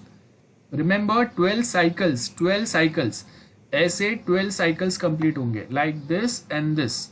ऐसे आपके 12 साइकिल्स एक मिनट में कंप्लीट हो गए, एक पॉजिटिव साइन वेव, एक नेगेटिव साइन वेव। तो ऐसे आपके एक सेकेंड में कितने साइकिल कंप्लीट हो रहा है वो आपका यहाँ पे टाइम मेजर कर रहा है। और ये जो पीरियड कितना है, वो कितने टाइम का पीरियड है, एक सेकेंड का पीरियड है, हाफ सेकेंड का पीरियड है, 1/4 सेकेंड का पीरियड है, वो आपका फ्रीक्वेंसी डिफाइन करेगा। तो ये टाइम जितना कम रहेगा, मतलब एक पीरियड जितने कम टाइम में खत्म होगा उतना हम लोग का फ्रीक्वेंसी हाई होगा। सो अगर मैं यहाँ पे बोल रहा हूँ कि हम लोग का एक सेकेंड में 12 पीरियड्स कंप्लीट हो रहे हैं, मतलब 12 साइकिल कंप्लीट हो रहे हैं हम लोग के, तो हम लोग का फ्रीक्वेंसी क्या हो गया, 12 हर्ट्ज हो गया। सिंपल है ये। तो ऊपर जो आपको डिफिकल्ट वे में दिया है, तो फ्रीक्वेंसी हम लोग कैसे डिफाइन करते हैं, 1/टाइम, एंड टाइम कैसे मिलेगा, 1/फ्रीक्वेंसी। तो फ्रीक्वेंसी जितना ज्यादा रहेगा टाइम उतना कम होगा, और टाइम जितना ज्यादा होगा फ्रीक्वेंसी उतना कम होगा। ये एक दूसरे को इनवर्सली प्रोपोर्शनेट होते हैं। Frequency is inversely proportional to time. So if time increases, frequency decreases, और if time decreases, frequency increases. So अगर मैं यहाँ पे बोल रहा हूँ सेम, यहाँ पे अगर मैं बोलता हूँ कि अगर मेरा फ्रीक्वेंसी जो है वो इंक्रीज हो रहा है, मतलब 12 से अगर 24 हो रहा है, तो फ्रीक्वेंसी इंक्रीज हुआ, मतलब टाइम क्या हो गया, डिक्रीज हो गया। तो जहाँ पे ये 1/12 सेकेंड में, 1/12 सेकेंड में वो एक साइकिल कंप्लीट कर रहा है, उसके जगह पे क्या होगा, 1/24 सेकेंड में, 1/24 सेकेंड में उसको एक साइकिल कंप्लीट करना पड़ेगा, तब मेरा जाके जो फ्रीक्वेंसी है वो 24 हर्ट्ज होगा। आई होप समझ में आ रहा है सबको। तो यहाँ पे ये वाला इक्वेशन आपको याद रखना है। आई होप बहुत सिंपल वे में आपको याद रह गया। तो यहाँ पे अगर मैं बोल रहा हूँ 1/ मेरा टाइम कितना है और फ्रीक्वेंसी कितना है, तो frequency is inversely proportional to time. If time increases, frequency decreases, and if time decreases, frequency increases. ये पैटर्न होगा। सो फ्रीक्वेंसी एंड पीरियड जो है are inverse of each other. तो फ्रीक्वेंसी जितना कम होगा टाइम उतना बढ़ेगा, सॉरी, फ्रीक्वेंसी जितना कम होगा टाइम मेरा क्या होगा, उतना कम होगा या ज्यादा होगा। अगर यहाँ पे टाइम बढ़ रहा है तो फ्रीक्वेंसी कम होगा, फ्रीक्वेंसी बढ़ रहा है तो टाइम कम होगा। तो ये एक दूसरे से ऐसे लिंक करता है, और वो आपको यहाँ पे दिया है। ओके, एम्पलीट्यूड क्या होता है, हाइट ऑफ योर वेव, वो दिया है। पीरियड क्या होगा, कितने टाइम में आपका एक साइकिल कंप्लीट हो रहा है, ये मेरा टाइम है। सो टाइम कितना है मेरा, 1/6 सेकेंड। ये एक सेकेंड का 1/6 पार्ट जो है उतना मेरा टाइम है जितने में एक साइकिल कंप्लीट हो रहा है। तो 6 पीरियड्स हो रहे हैं एक साइकिल। मेरा फ्रीक्वेंसी क्या हो गया, 6 हर्ट्ज हो गया।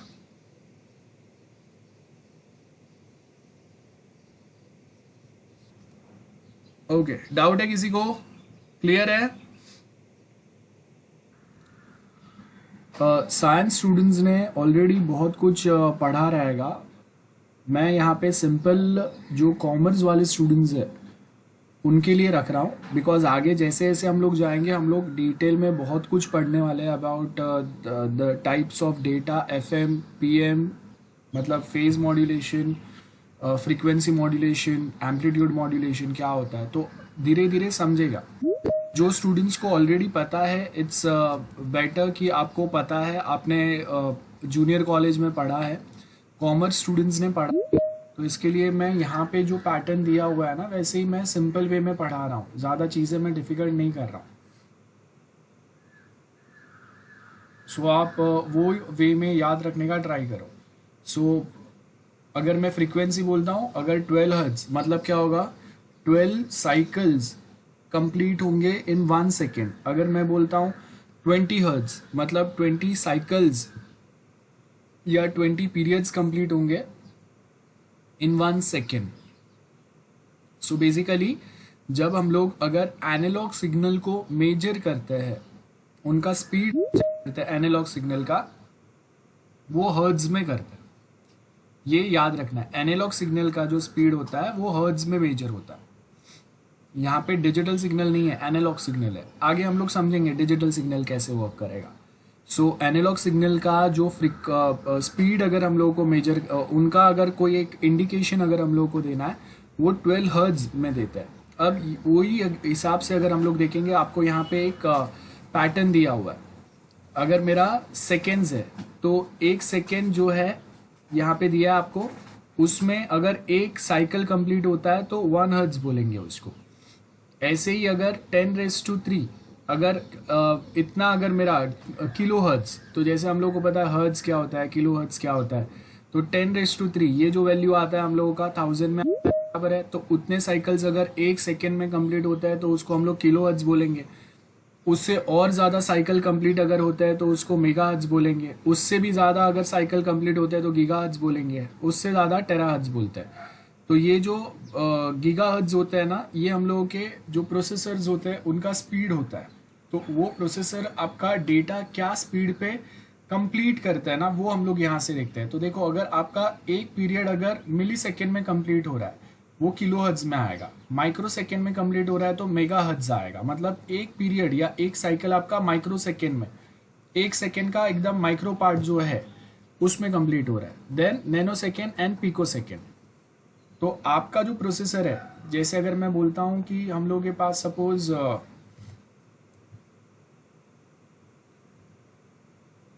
i7 प्रोसेसर है, उसका स्पीड, सो देखो यहाँ पे आपको क्या दिया, i7 जो हम लोग का अगर प्रोसेसर, अगर मैं बोलता हूँ इंटेल का 7th जनरेशन प्रोसेसर, तो उसका स्पीड हम लोग कैसे मेजर कर रहे हैं। सो अगर मेरे पास अगर इंटेल का i3 प्रोसेसर है तो उसका स्पीड ये है, मतलब 3 to 4 पकड़ो, और इसका क्या है 2 to 4 पकड़ो। तो मतलब क्या बोला है, 3 गीगाहर्ट्ज से 4 गीगाहर्ट्ज है, और यहाँ पे वो ऑलमोस्ट 3 गीगाहर्ट्ज से 4 गीगाहर्ट्ज है। सॉरी, मैंने स्क्रीन शेयर नहीं किया था।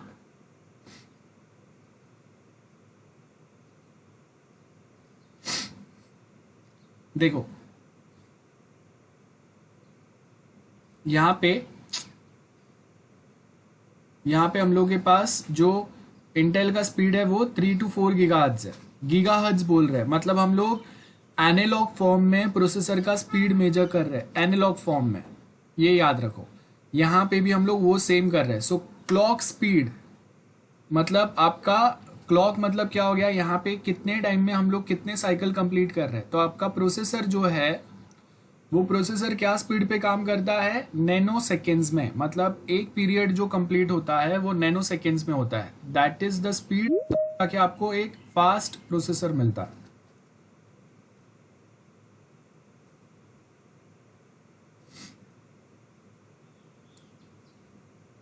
ओके, देन यहाँ पे आपको सेम सिंपल सा एग्जांपल दिया है। 60 हर्ट्ज अगर स्पीड है या 50 हर्ट्ज स्पीड है तो क्या करेंगे, टाइम कैसे डिफाइन करेंगे, 1/60 करेंगे, तो जो आपको मिलेगा नंबर वो आपका स्पीड हो गया। देन दूसरा एग्जांपल दिए, तो ऐसे छोटे से सम्स दिए आपको, ये अभी आपको खुद से करना पड़ेगा, ज़्यादा कोई बड़े सम्स नहीं है, एक ही फॉर्मूला अप्लाई हो रहा है, T=1/f और f=1/t। ये याद रखना है, frequency is the rate change with respect to time, change in a short span of time means high frequency. मतलब अगर कम टाइम में ज्यादा पीरियड्स अगर आ रहे तो फ्रीक्वेंसी बढ़ गया। Change over long span of time, मतलब टाइम ज्यादा लग रहा है और उसमें नंबर ऑफ साइकिल्स जो कंप्लीट हो रहे हैं वो कम हो रहा है, मतलब लो फ्रीक्वेंसी हो गया। मैंने आपको ऑलरेडी बताया था, टाइम कम होगा तो फ्रीक्वेंसी बढ़ेगा, फ्रीक्वेंसी कम होगा तो टाइम बढ़ेगा। Both are inversely proportional to each other, ये पॉइंट याद रखना है। And next क्या बोला है, if a signal does not change at all, frequency is, if a signal changes, sir आपका स्क्रीन हेलो क्या हुआ, ब्राउजर सो देख लो यहाँ पे जो पॉइंट हम लोगों ने डिस्कस किया, फ्रीक्वेंसी क्या रेट पे फ्रीक्वेंसी चेंज होता है। अगर फ्रीक्वेंसी बहुत कम टाइम में चेंज हो रहा है, मतलब आपका साइन वेव जो है बहुत कम टाइम में अपने पीरियड्स कंप्लीट कर रहा है तो हाई फ्रीक्वेंसी होगा। अगर उसी में वो ज़्यादा टाइम लगा रहा है तो लो फ्रीक्वेंसी होगा। और उसके साथ में अगर सिग्नल चेंज नहीं हो रहा है तो फ्रीक्वेंसी 0 रहेगा, मतलब कोई फ्रीक्वेंसी नहीं है, कोई डेटा जा ही नहीं रहा है। और अगर फ्रीक्वेंसी बहुत इंस्टेंटेनियसली चेंज हो रहा है तो फ्रीक्वेंसी इनफाइनाइट होगा, मतलब मैं उसको कभी कभी इतना स्पीड पे रहेगा कि हम लोग उसको मेजर भी नहीं कर सकते। ओके, फेज आपके अलग अलग 3 टाइप के फेजेस रहते हैं। फेजेस मतलब आपका सिग्नल का फेज है, आपका सिग्नल जो है वो यहाँ पे हम लोग का 0 वैल्यू होता है ये पॉइंट पे। तो वो पॉइंट के पहले आपका 0 डिग्री से आपका सिग्नल चालू हो रहा है या 90 डिग्री से चालू हो रहा है। 90 डिग्री मतलब यहाँ पे अगर आप देखेंगे ये मेरा जो 0 वाला जो टाइम इंडिकेशन है उसके पहले आपका आधा सिग्नल कंप्लीट हो रहा है, बराबर है। 180 का मतलब क्या होगा कि आधा साइकिल ही आपका 0 के पहले कंप्लीट हो रहा है। यहाँ पे ये 180 डिग्री फेज हो गया। तो 3 टाइप के फेजेस रहते हैं हम लोग के पास। ये आपका 90 डिग्री फेज हो गया, मतलब आपका पॉजिटिव साइकिल जो है उसका स्टार्टिंग का जो पार्ट है वो 0 के पहले कंप्लीट हो रहा है और बाकी का पार्ट जो है वो 0 के आगे कंप्लीट होगा। This is the phase. तो 3 टाइप के फेज रहेंगे। 0 डिग्री फेज रहेगा, आपका सिग्नल यहाँ एग्जैक्टली 0 से ही चालू हो रहा है। देन 90 डिग्री फेज होगा, मतलब आपका सिग्नल जो है वो 0 के पहले आधा है और 0 के बाद आधा है। तो ये 90 हो गया, एग्जैक्टली ये 90 हो गया ना, परपेंडिकुलर हो गया, याद रखो। और आपका एक पॉजिटिव वेव अगर 0 के पहले ही कंप्लीट हो रहा है तो आपका 180 डिग्री हो गया और बाकी का 180 जो है वो ये वाला होगा, निगेटिव वाला साइकिल। सो ये आपका 3 टाइप के फेजेस होते हैं, बस इतना याद रखना है। बाकी का फेज मॉड्यूलेशन में हम लोग पढ़ेंगे डिटेल में। तो ये आपके फेजेस होते हैं 3 टाइप के। Phase describes the position of a wave relative to time 0। तो टाइम 0 पे आपका फेज क्या है, 0 डिग्री है, मतलब 0 टाइम से ही चालू हो रहा है। 90 डिग्री है, मतलब आधा मेरा फेज 0 के पहले खत्म होके आधा उसके बाद कंटिन्यू हो रहा है। या फिर मेरा पीरियड का, मेरा जो टोटल जो हम लोग का साइकिल है उसका आधा साइकिल आपका 0 के पहले ही कंप्लीट हो गया, तो उसको हम लोग ये वे में डिफाइन करेंगे। अगर 90 डिग्री है तो 1/4 टाइम आपका जो है वो 0 के पहले ही कंप्लीट हो गया। ओके, देन अगर हाफ साइकिल अगर मेरा कंप्लीट हो गया है तो यहाँ पे हम लोग 1/t हाफ बाई टी लिखेंगे। So sine wave phase 0 starts at 0 time with 0 amplitude, बराबर है। एम्पलीट्यूड क्या है, 0 है यहाँ पे, मतलब सिग्नल सिर्फ अभी स्टार्ट ही हो रहा है, बराबर है ना। सिग्नल का हाइट जो है आपका क्या है, 0 है। देन 90 में क्या बोला है, sine wave with the phase 90 starts at 0 with peak amplitude. Peak amplitude मतलब जब ये आपका सेंटर ऑफ, ये जो सेंटर वाला जो पार्ट रहता है आपका सिग्नल का, वहां पे आपका हाईएस्ट एम्पलीट्यूड वैल्यू रहता है।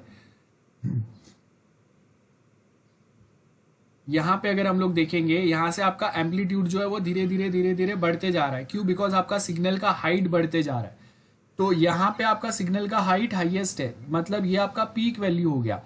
तो 90 डिग्री में क्या होता है, 0 टाइम पे आपका पीक वैल्यू होता है, एम्पलीट्यूड जो होता है वो पीक पे होता है, हाईएस्ट होता है 90 डिग्री में। और 180 डिग्री में क्या होगा, यहाँ पे आपका एक पीक वैल्यू अगेन ऑलमोस्ट 0 पे आ गया और उसके बाद आपका सेकेंड वेव चालू हो रहा है। सो देखो यहाँ पे वही दिया आपको 180 में एट टाइम 0 विद 0 एम्पलीट्यूड, मतलब आपका एम्पलीट्यूड वापस क्या हो गया, 0 हो गया। यहाँ पे अगर आप देखेंगे तो आपका एम्पलीट्यूड वापस 0 हो गया है। क्यों? बिकॉज हाफ साइकिल आपका ऑलरेडी यहाँ पे खत्म हो गया है ना। ये आपका हाफ साइकिल यहाँ पे खत्म हो गया एंड अगेन आपका सिग्नल का एम्पलीट्यूड यहाँ पे 0 है और उसके बाद फिर यहाँ से उसका हाइट धीरे धीरे बढ़ते जाएगा। अब वो अपर साइड पे बढ़ रहा है कि लोअर साइड पे बढ़ रहा है इससे हम लोग को मतलब नहीं है, लेकिन हम लोग यहाँ पे ये बता रहे हैं।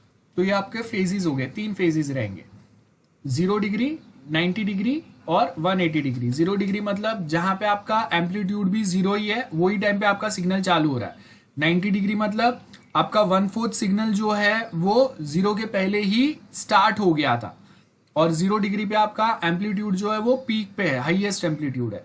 और 180 मतलब आपका आधा सिग्नल 0 के पहले ही कंप्लीट हो गया और बाकी का आधा उसके बाद कंटिन्यू हो रहा है। तो यहाँ पे भी आपका एम्पलीट्यूड जो रहेगा वो 0 रहेगा। रिमेंबर, सिर्फ 90 में आपका एम्पलीट्यूड हाईएस्ट रहता है, 0 डिग्री और 180 डिग्री में दोनों में आपका एम्पलीट्यूड क्या है, 0 है, एम्पलीट्यूड इज 0। और 90 डिग्री में आपका एम्पलीट्यूड पीक पे है, हाईएस्ट है। सो ये वे में याद रखना आपको। सेम यहाँ पे अभी आपको क्या बोला है, आपका साइकिल क्या रहेगा, कितना टाइम लगेगा। तो यहां से हम लोग को इक्वेशन दिया है। सो इक्वेशन क्या है, आपको कितना टाइम लग रहा है, 360 टोटल। यहाँ पे अगर हम लोग देखेंगे तो आपका एक साइकिल कितने टाइम में कंप्लीट हो रहा है, ये 180 डिग्री है and this is rest 180 degree. तो 180 कितना होता है, 360 होता है। तो आपका टोटल जो भी हम लोग कैलकुलेशन करेंगे आपका वैल्यू जो भी निकालेंगे टोटल वो किस में से निकलेगा, 360 में से। तो अगर 60 डिग्री है तो 60 मल्टीप्लाई विथ 2π/360 और जो आंसर आएगा वो आपका आंसर रहेगा। तो अगर मैं 90 डिग्री बोलता हूं तो 90 इंटू क्या होगा वो आपको यहाँ पे चेक करना है। वेवलेंथ मतलब कितना पीरियड, कितना आपका सिग्नल का पार्ट आपका कंप्लीट हो रहा है 0 डिग्री के पहले, वो वेवलेंथ हो गया। वेवलेंथ हम लोगों ने समझा था। अगर यहां पे अगर हम लोग देखते हैं सिग्नल एनालॉग सिग्नल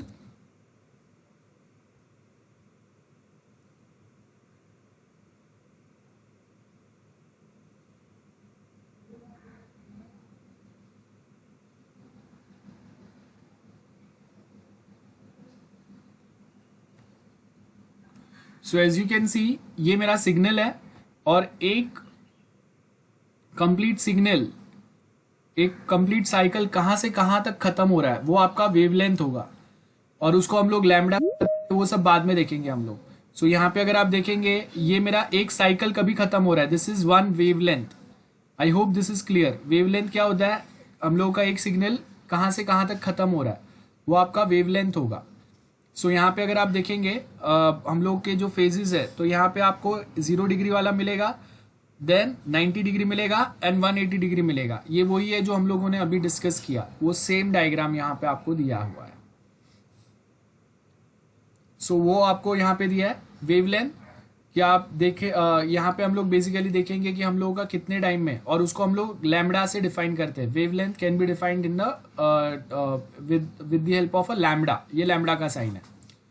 सो यहाँ पे आपको ये जो इक्वेशन है वो याद नहीं रखना है, ऊपर का थियोरी याद रखना है उसके लिए। टाइम एंड फ्रीक्वेंसी डोमेन, तो टाइम अगेन यहाँ पे क्या हो गया, हम लोगों का फ्रीक्वेंसी क्या बोला है, 6 हर्ट्ज बोला है। 6 हर्ट्ज का मतलब क्या हो गया, 6 साइकिल्स आपके 1 सेकेंड में कंप्लीट होंगे, मतलब 6 हर्ट्ज हो गया। अ sine wave in a time domain, तो उसका पीक वैल्यू क्या है, पीक वैल्यू यहाँ पे हम लोगों को मिलेगा। पीक वैल्यू क्या है, 5 है, मतलब एम्पलीट्यूड क्या हो गया मेरा, 5 हो गया। यहाँ पे पीक पे हम लोगों का जो साइन वेव है उसका हाइट क्या है वो हम लोग यहाँ से एम्पलीट्यूड से डिफाइन करते हैं। तो यहाँ पे अगर आप देखेंगे तो हम लोग यहाँ से 0 से अगर मेजर करते हैं तो आपका यहाँ पे पीक वैल्यू क्या आया, 5 आया, तो मेरा पीक वैल्यू 5 वोल्ट्स है। That is what we mean by amplitude of your signal. और उसको हम लोग ये वे में भी डिफाइन कर सकते हैं कि यहाँ पे मैं बता रहा हूँ कि हम लोगों का ये जो 6 नंबर जो है ये हम लोगों का स्पीड है या फ्रीक्वेंसी है, एंड ये हम लोगों का एम्पलीट्यूड है। तो एम्पलीट्यूड 5 वोल्ट्स है, फ्रीक्वेंसी 6 हर्ट्ज है। This is how we can define. So एक सिंपल वे हो गया कैसे हम लोग डिफाइन कर सकते हैं। सो यहाँ पे क्या बोला, a complete sine wave in a time domain can be represented by one single spike in a frequency domain. मतलब अगर बहुत सारे ऐसे सिग्नल्स है तो हम लोग ऐसे भी उसको डिफाइन कर सकते हैं, एक सिंगल इससे, एक सिंगल लाइन से। कैसे पता चलेगा, ये लाइन जहां पे कनेक्ट हो रहा है यहाँ पे ये उसका एम्पलीट्यूड हो गया, और जहां से वो स्टार्ट हो रहा है ये उसका फ्रीक्वेंसी हो गया। तो फ्रीक्वेंसी इज 8 हर्ट्ज, और जो उसका एम्पलीट्यूड है वो सपोज यहाँ पे 12 के पास आ रहा है, तो 12 वोल्ट आपका एम्पलीट्यूड हो गया और फ्रीक्वेंसी 8 हर्ट्ज हो गया। ये वे में भी हम लोग डिफाइन कर सकते हैं।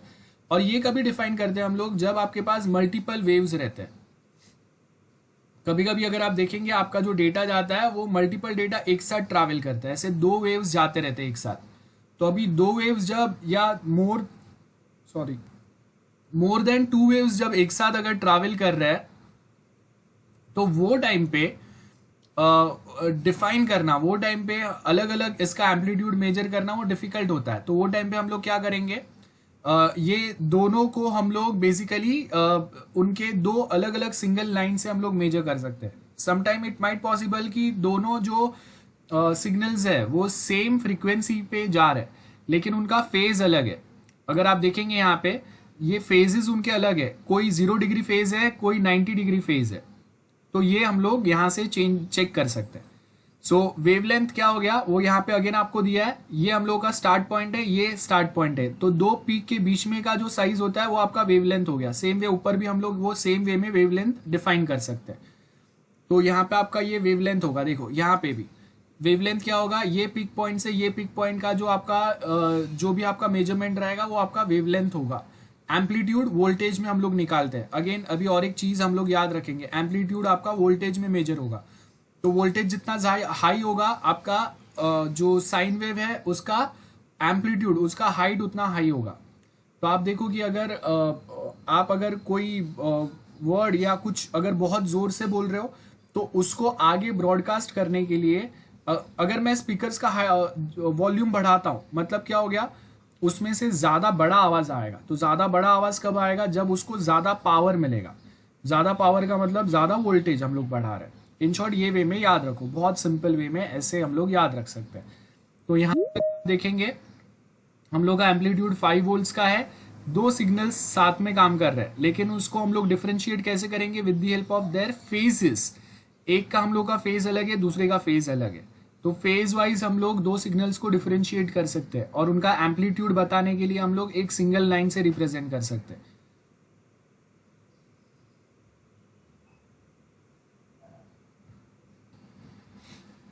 सो इसको हम लोग और डिटेल में पढ़ेंगे, ये सिर्फ बेसिक पार्ट्स है, तो इतना याद रखो। कंपोजिट सिग्नल्स, कंपोजिट सिग्नल्स क्या रहेंगे, जहां पे मल्टीपल सिग्नल साथ में काम करते हैं उसको कंपोजिट बोलेंगे। सो एक पॉइंट यहाँ पे हाईलाइट कर देते हैं हम लोग। यहाँ पे देखो क्या बोला है, sine wave to carry electric energy from one place to another. For example, a power company sends a sine wave with the frequency 60 Hz to distribute electric energy to house and businesses. दूसरा example क्या होगा, एक sine wave है, sends alarm to a security center. तो मतलब एक ही sine wave हम लोग मल्टीपल वेज में यूज कर सकते हैं। If we had only one single sine wave to convey conversion over a phone, it would have no sense and carry no information. तो इसके लिए अगर आप देखो कि हम लोग we would just hear a buzz as we will, मतलब यहाँ पे हम लोग आगे देखेंगे चैप्टर्स में डिटेल में हम लोग के सिग्नल्स कैसे ट्रैवल करते हैं। कंपोजिट सिग्नल्स जो हम लोग यूज करते हैं कम्युनिकेशन के लिए, मल्टीपल सिग्नल्स काम करते हैं, मल्टीपल सिग्नल्स जाएंगे तब वो प्रॉपर काम करेंगे, तब आपको एक प्रॉपर इफेक्ट मिलेगा। A signal frequency sine wave is not useful in data communication, we need to send a composite signal. Composite signal यहाँ पे हम लोग देखते हैं कंपोजिट सिग्नल कैसे दिखता है। फिर भी वापस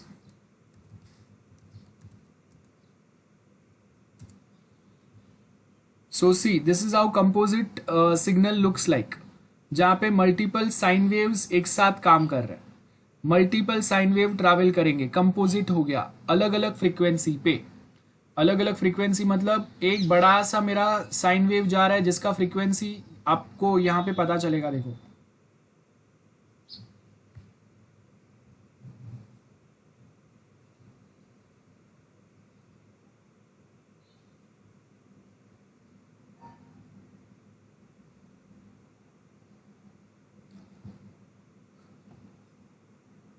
ओके, कंपोजिट पीरियोडिक सिग्नल क्या है, यहाँ पे हम लोग के पास एक बड़ा सा सिग्नल है और उसके अंदर दूसरे छोटे छोटे वापस साइन वेव्स है। या फिर यहाँ पे अगर आप देखेंगे decomposition of a composite signal कैसे करेंगे, अगर हम लोगों को इसमें से ओरिजिनल मेरा ये कंपोजिट सिग्नल है, कंपोजिट सिग्नल में क्या हो रहा है, एक बड़ा सा साइन वेव जा रहा है और उसके अंदर वापस छोटे छोटे साइन वेव्स है, ये कंपोजिट हो गया। उसमें से अभी हम लोगों को अगर सिग्नल्स को सेग्रीगेट करना है तो कैसे करेंगे, तो उसमें हम लोग देखेंगे कि जो सबसे बड़ा सिग्नल है उसका फ्रीक्वेंसी क्या है, उसका फ्रीक्वेंसी सपोज एफ है, देन उससे छोटा ब्लू कलर का जो सिग्नल है उसका फ्रीक्वेंसी 3f है और ब्लैक कलर का जो सिग्नल है उसका फ्रीक्वेंसी 9f है। तो ये वे में हम लोग लाइन पैटर्न में भी इसको रिप्रेजेंट कर सकते हैं लाइक दिस। ओके, और वही सेम आपको यहाँ पे दिया हुआ है, ये देखो ये सेम डायग्राम्स आपको यहाँ पे दिए हुए हैं, बट यहाँ पे ये उसका ब्लॉक स्पॉट पे बहुत सिंपल वे में दिया हुआ है कलर में, जो हम लोग को यहाँ पे नहीं है।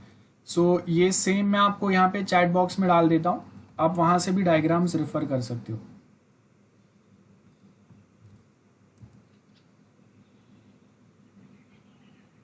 सो वही सेम चीज है, बहुत शॉर्ट में यहाँ पे आपको दिया हुआ है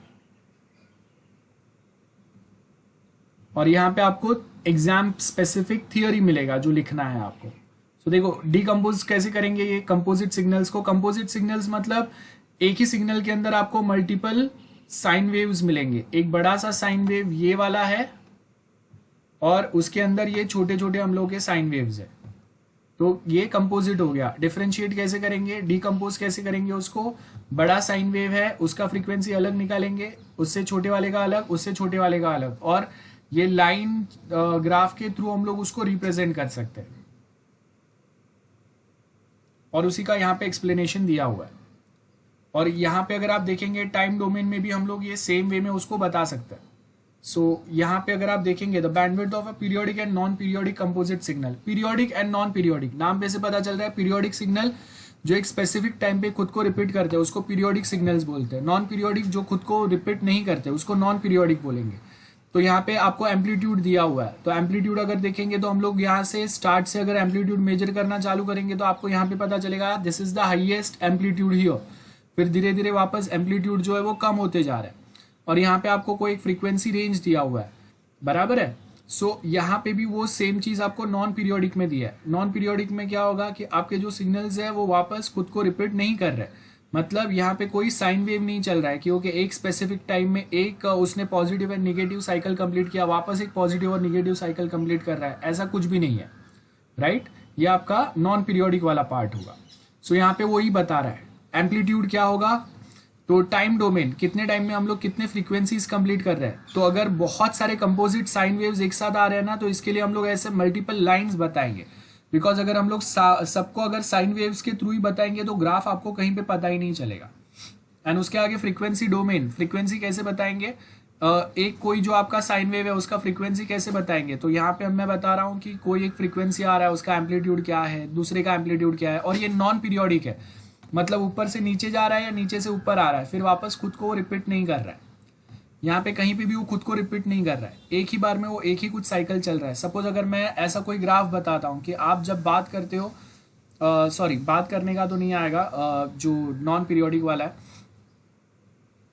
हम लोग बेसिकली और कोई एग्जांपल ले सकते हैं कि जैसे फ्लाइट अगर टेक ऑफ कर रहा है तो वो टाइम पे उसका जो एक सिग्नल बनेगा वो डाउन टू टॉप पे बनेगा, बाद में वो वापस ऐसा नहीं होगा कि बार बार वो नीचे आ रहा है ऊपर जा रहा है, नीचे आ रहा है ऊपर जा रहा है, ऐसा नहीं हो रहा है, वो कंटिन्यूअसली अभी ऊपर ही है, और उसके बाद में वो कभी तो वापस नीचे आएगा, फिर वापस नहीं होगा, नीचे आने के बाद वापस ऊपर जाएगा, तो वो आपका नॉन पीरियोडिक सिग्नल हो गया।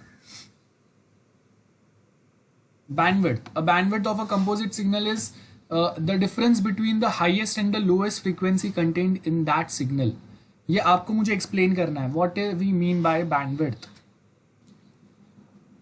ओके, ध्यान से देखो यहाँ पे एग्जाम्पल आपको क्या दिया, अ composite signal contains frequency between 1000 to 5000।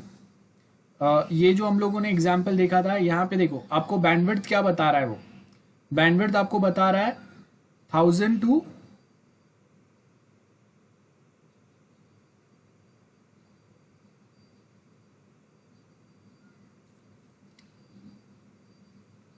Bandwidth highest and lowest क्या है, तो लोएस्ट मेरा बैंडविड्थ यहाँ पे क्या बताया 1000, हाईएस्ट बैंडविड्थ क्या बताया 5000। तो अगर मैं एग्जैक्ट बैंडविड्थ अगर निकालने की ट्राई करूंगा तो हाईएस्ट एंड लोएस्ट का डिफरेंस मुझे क्या मिल रहा है 4000 hertz, that is the bandwidth. So मतलब मैं बता रहा हूं कि हाईएस्ट आप कितने लेवल पे चल सकते हो और लोएस्ट आप कितने स्पीड पे डेटा ट्रांसफर कर सकते हो, वो आपका बैंडविड्थ हो गया। फॉर एग्जांपल अगर मैं बोल रहा हूं कि हम लोगों का जो डेटा स्पीड है, मेरा इंटरनेट स्पीड सपोज 10 Mbps है, तो 10 Mbps का मतलब क्या होगा 10 मेगाबिट्स पर सेकेंड, लेकिन हमेशा ऐसा नहीं है कि वो 10 मेगाबिट्स ही देगा। 10 Mbps का मतलब होगा कि मिनिमम वो ये लिमिट से मैक्सिमम ये लिमिट तक का इंटरनेट स्पीड आपको प्रोवाइड करेगा, तो वो हिसाब से हम लोग बैंडविड्थ निकालते हैं। फ्रीक्वेंसीज, कोई एक स्पेसिफिक टाइम में आपका लीस्ट या लोवेस्ट फ्रीक्वेंसी 1000 हर्ट्ज है, हाईएस्ट फ्रीक्वेंसी 5000 हर्ट्ज है, तो ये जो है दिस इज द बैंडविड्थ, कि इतने टाइम में हम लोगों ने देखा कि इतने फ्रीक्वेंसीज है, लोवेस्ट आप 1000 हर्ट्ज पे जा सकते हो स्पीड आपका, हाईएस्ट आपका फ्रीक्वेंसी क्या हो सकता है 5000 हर्ट्ज हो सकता है, और उसको अगर हम लोग अप्रॉक्स वैल्यू निकाले तो अप्रॉक्स वैल्यू आपको क्या मिलेगा 4000 hertz, that is what we mean by a bandwidth. Note कर लेना ये आप लोग। तो ये हम लोगों ने एक स्पेसिफिक टाइम ड्यूरेशन के अंदर यही सेम चीज यहाँ पे लिखा है, देखो क्या लिखा है, bandwidth of a composite signal is the difference between the highest and lowest frequency content in that signal. तो अगर एक कंपोजिट सिग्नल है उसमें हाईएस्ट एंड लोएस्ट बैंडविड्थ क्या है, मतलब हाईएस्ट फ्रीक्वेंसी कितने रेंज का है। कंपोजिट सिग्नल हम लोगों ने देखा ऑलरेडी, कंपोजिट सिग्नल क्या होता है, कॉम्बिनेशन होता है दो या ज़्यादा सिग्नल्स के, ये आपका कंपोजिट सिग्नल हो गया जिसको हम लोग डीकम्पोज कर रहे हैं, बराबर है। ये आपका कंपोजिट सिग्नल हो गया जिसमें मल्टीपल साइन वेव्स है जो अलग अलग फ्रीक्वेंसी पे काम कर रहे हैं। तो आप अगर ये बड़ा वाला सिग्नल देखेंगे इसका फ्रीक्वेंसी कम है, लेकिन ये छोटे जो साइन वेव्स है इसका फ्रीक्वेंसी ज़्यादा है। तो अभी अगर मुझे बैंडविड्थ निकालना रहेगा तो मैं क्या करूंगा, लोएस्ट जो मेरा बैंड फ्रीक्वेंसी है वो क्या है और हाईएस्ट फ्रीक्वेंसी कितना है, वो दोनों का डिफरेंस फाइंड करूंगा तो मुझे बैंडविड्थ मिल जाएगा। दिस इज द इक्वेशन जो यहाँ पे हम लोगों को दिया हुआ है, वो सेम डायग्राम यहाँ पे दिया है हम लोग, और उसी को यहाँ पे आपको टेक्निकली एक एग्जाम्पल के थ्रू समझाए। अगर एक पीरियोडिक सिग्नल है जिसको डीकम्पोज करना है और उसमें क्या लिखा है आपको, इनटू 5 वेव्स विद फ्रीक्वेंसी, क्या फ्रीक्वेंसी है 100, 300, 500 एंड 700 है एंड 900 है, तो इसका बैंडविड्थ क्या होगा। तो बैंडविड्थ में हम लोग क्या देखेंगे, हाईएस्ट नंबर आपका 900 है एंड लोएस्ट नंबर आपका 100 है। तो यहाँ पे 900 माइनस 100 कितना हो गया, 800 हर्ट्ज। बस इतना, ये छोटा सा सोल्यूशन है आपका। तो ये बहुत छोटे से सम्स है। सो अगर आपको कोई डाउट है तो आप पूछ सकते हो मुझे। बैंडविड्थ फाइंड करना कोई डिफिकल्ट काम नहीं है। कोई कंपोजिट सिग्नल्स में मैक्सिमम एंड मिनिमम आपका जो फ्रीक्वेंसी क्या होता है उसको आपको डिफरेंस निकालना है। तो हाईएस्ट फ्रीक्वेंसी के लिए FH लिखते हैं हम लोग, that is highest frequency, F for frequency, H for highest, and lowest frequency के लिए FL लिखते हैं, F for frequency, L for lowest. तो FH माइनस FL वो यहाँ पे हम लोग डिफाइन कर रहे हैं, और उसी को हम लोग यहाँ से भी बता सकते हैं। ओके, देन नेक्स्ट आपको एग्जांपल वो सेम वे में यहाँ पे दिया हुआ है। जो भी फ्रीक्वेंसीज है उसको हम लोग ऐसे लाइन वे में भी बता सकते हैं। ये आपको छोटे छोटे सोल्यूशंस दिए, अब ये मैं एक्सप्लेन नहीं कर रहा हूँ, ये आपको खुद से पढ़ लेना है एक बार। Okay, digital signals reference book में से पूरा पढ़ना इजीली पॉसिबल नहीं रहता है। तो ये जो ब्लॉक स्पॉट है डेटा कम्युनिकेशन का, ये ब्लॉक स्पॉट का साइट है। अब यहां से उसके शॉर्ट नोट्स बना सकते हो अपने डिटेल्स के लिए। ओके, सो जो भी टॉपिक हम लोग पढ़ रहे हैं वो टॉपिक का आपको यहां से शॉर्ट नोट्स मिल जाएगा। इन्होंने डायरेक्ट डायग्राम्स दिए हैं यहाँ पे, और वो डायग्राम्स के सामने उसका शॉर्ट में क्या पॉइंट्स हम लोग लिखेंगे वो दिए। तो यहाँ पे अगर आप देखेंगे ये यूनिट 1 है हम लोगों का। तो यूनिट 1 में आपको डेटा कम्युनिकेशन दिया हुआ है। तो डेटा कम्युनिकेशन के अंदर आपके कौन से दूसरे टॉपिक्स है वो यहाँ पे पता चलेगा। आप ये देखो, ये हम लोगों ने बहुत स्टार्टिंग में जो पढ़ा था वो है सेंडर टू रिसीवर, डेटा जाएगा, मैसेज जाएगा, टेक्स्ट है, इमेजेस है। आप इजीली यहाँ से पढ़ सकते हो। Half duplex, full duplex, again यहाँ पे आपको डेटा फ्लो वाला मिलेगा। तो ये मैं सबके लिए बता रहा हूँ। हम लोग जो सिंपल से नोट्स पढ़ते हैं वो सिंपल से नोट्स यहाँ से ही होते हैं। तो ऐसे ही आपको वो नोट्स बना देने अपने। तो रेफरेंस बुक में से आप पढ़ो या आप डायरेक्टली यहाँ से पढ़ो। अब रेफरेंस बुक में से पढ़ना इसके लिए ज़रूरी है क्योंकि आपको यहाँ पे ये उन्होंने शॉर्ट में बता दिया है। Simplex, half duplex, full duplex क्या होगा, डायग्राम दिया हुआ है। एग्जाम में आपको 5 मार्क का आंसर बनाना है। तो 5 मार्क का आंसर बनाने के लिए आपके पास डिटेल थोड़ा ज़्यादा होना चाहिए। तो वो टाइम पे हम लोग रेफरेंस बुक में जाके आपको यहाँ पे ये हाईलाइटर दिया हुआ है। आप चीज़ों को हाईलाइट करो अपने पॉइंट ऑफ व्यू से और वो हाईलाइटेड चीज़ें रख दो, या फिर आप अलग से इसको कॉपी पेस्ट करके अपने डॉक्यूमेंट में डाल दो।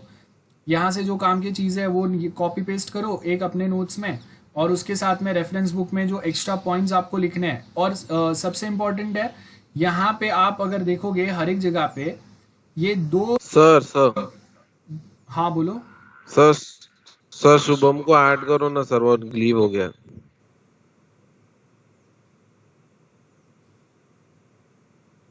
सो यहाँ पे ये जो 2 बोल्ड लाइंस के बीच में जो आपको पॉइंट्स दिए है ना, ये सबसे हाईलाइटेड है। तो एग्जाम में भी आपको ऐसे वाले जो पॉइंट्स आपको रेफरेंस बुक में दिए है ना, वो सबसे ज़्यादा हाईलाइट करना है। और उसके साथ में डायग्राम्स, तो डायग्राम्स आपको हर साइड पे दिए हुए हैं।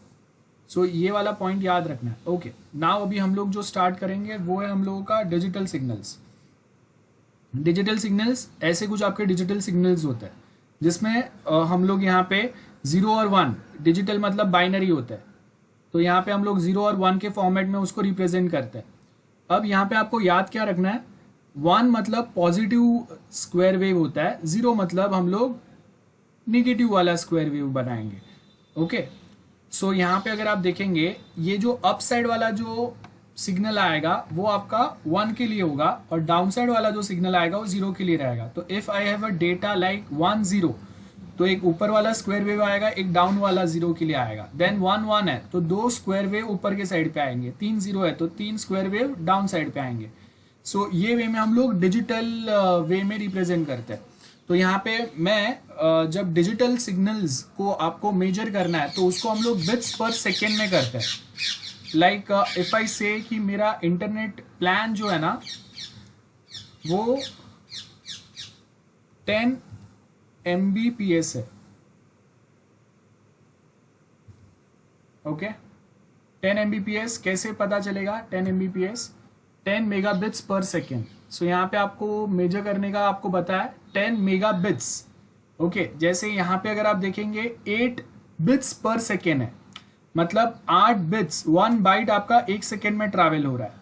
तो 8 bits in 1 second, that is bit rate क्या हो गया आपका 8 bps। एनालॉग सिग्नल्स को हम लोग हर्ट्ज में मेजर करते हैं और डिजिटल सिग्नल्स को हम लोग bps में मेजर करते हैं। ये आपको डिफरेंस पता होना चाहिए बहुत क्लियरली। तो मेरा प्रोसेसर जो है उसका स्पीड सपोज 3 गीगाहर्ट्ज है, मतलब उसका स्पीड मैं एनालॉग फॉर्मेट में मेजर कर रहा हूँ। लेकिन मेरा इंटरनेट स्पीड 1 Mbps 10 Mbps का मेरा प्लान है, 10 Mbps का मेरा प्लान है। तो मतलब मेरा इंटरनेट स्पीड को मैं डिजिटल फॉर्म में मेजर कर रहा हूं। आई होप ये डिफरेंस सबको समझ में आया ना। उसके साथ में जो डिजिटल सिग्नल्स होते हैं आपके, ये डिजिटल सिग्नल्स को हम लोग अलग अलग लेवल्स के हिसाब से भी ड्रॉ करते हैं। जैसे यहाँ पे आपको एक ही टाइप का दिया है जहाँ पे 1 0 1 1 है, 1 0 1 1 है। कभी कभी आपका जो सिग्नल आता है 8 बिट्स के जगह पे 16 बिट्स भी हो सकते हैं। तो अगर 16 बिट्स अगर है तो वो टाइम पे आपके पास अलग अलग लेवल्स रहेंगे। अगर लेवल 4 पे कौन आएगा? 1 1 वाले। लेवल 3 पे कौन आएगा? 1 0 वाले। देन 0 1 लेवल 1 पे आएगा, नीचे वाले लेवल पे आएंगे। और उसके बाद 0 0 वाले एकदम लोएस्ट लेवल पे आएंगे। तो ये वे में हम लोग सिग्नल्स ड्रॉ करते हैं। जैसे अगर मेरा डेटा जो है वो 1 1 है तो 4th वाले लेवल पे मैंने यहाँ पे एक स्क्वायर वेव बनाया अप साइड का। उसके बाद 1 0 है तो लेवल 3 पे आया, देन लेवल 2 पे आया एंड लेवल 1 पे आया। तो 0 0 फॉर लेवल 1, 0 1 लेवल 2 पे आएगा, 1 0 लेवल 3 पे आएगा एंड 1 1 लेवल 4 पे आएगा। ये वे में याद रखना है। यहाँ पे आपको थोड़ा कुछ मिस्टेक मिलेगा। लेवल 1 2 3 एंड 4 4 लेवल्स होते हैं। तो अगर 16 बिट्स है मेरा डेटा, अगर 2 बिट्स में कंबाइन अगर आ रहा है तो हम लोगों का डेटा जो होगा पर सेकेंड आपके 16 bps का स्पीड होगा। तो वो टाइम पे आपके 4 लेवल्स रहेंगे। अगर डेटा आपका 0 और 1 फॉर्मेट में ही आ रहा है तो यहाँ पे आपके 2 ही लेवल्स आएंगे, बराबर है, एक 0 के लिए और एक 1 के लिए। लेकिन अगर 16 बिट्स है तो वो टाइम पे कॉम्बिनेशन आपके अलग अलग हो सकते हैं। सो 1 1 1 0 0 1 एंड 0 0। तो 0 0 के लिए लोएस्ट लेवल, 0 1 के लिए उससे बड़ा वाला लेवल, 0 3 के लिए उससे बड़ा और 1 1 के लिए उससे बड़ा वाला लेवल। ये पैटर्न हम लोगों का काम करता है। ये आपके डिजिटल सिग्नल्स होता है और ये सेम यहाँ पे भी हम लोग देख सकते हैं।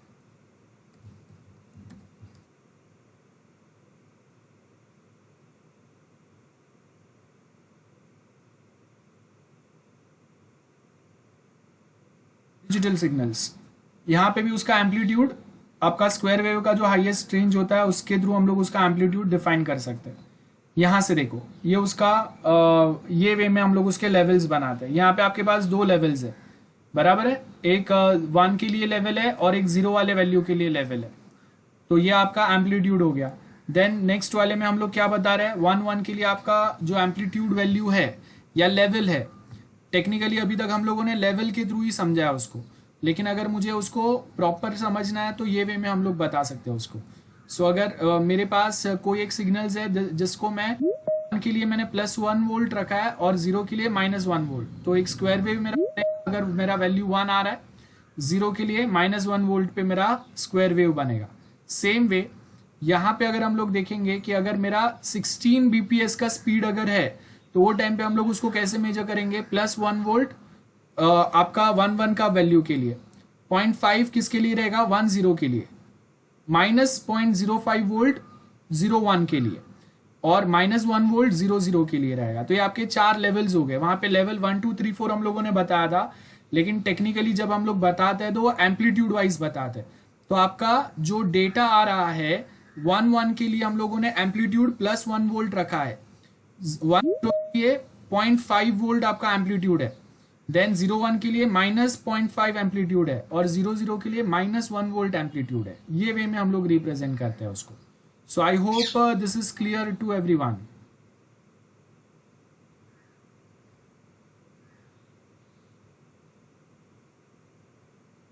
Yes, anyone doubts है किसी को? Guys, clear है ना? Yes or no? Yes sir, we are clear. Okay. So यहाँ पे हम लोग के वो Yes, लेवल्स sir. है जो डिजिटल सिग्नल्स है उसके, और वही सेम यहाँ पे आपको एग्जाम्पल्स दिए हुए हैं। बिट रेट्स कितने बिट्स पर सेकेंड आपके ट्रैवल करेंगे वो हम लोग यहाँ से बिट रेट्स के थ्रू डिफाइन करते हैं। तो बिट रेट्स कैसे काउंट करेंगे वो यहाँ पे आपको दिया हुआ है। आपके बिट्स जो है वो 8 के मल्टीप्लाई एप्लीकेशन में ही होंगे हमेशा, 1/8 बिट्स, तो 8 16, तो वो 8 के मल्टीप्लीकेशन में ही होते हैं आपके हमेशा। तो वही यहाँ पे आपको देखना है। तो एच डी टीवी का बिट रेट क्या रहेगा वो आपको यहाँ पे एक सिंपल सा एग्जांपल दिया है। अगर मैं बोल रहा हूँ कि 30 फ्रेम्स पर सेकेंड अगर ट्रैवल कर रहे हैं तो 1 Gbps मतलब कितने बिट्स मेरे पर सेकेंड ट्रैवल करेंगे वो दिया है। बिट लेंथ कितना हो सकता है वो दिया है। तो ये सिंपल से एग्जांपल्स है, आप एक बार पढ़ के समझ सकते हो। ये इतने कोई डिफिकल्ट टॉपिक्स नहीं है, हम लोग स्कूल में भी ऐसा कुछ पढ़ चुके हैं। अगर नहीं याद है इट्स फाइन, आप जब यहाँ पे पढ़ेंगे तो इजीली समझ में आएगा। Now, digital signal as composite signals.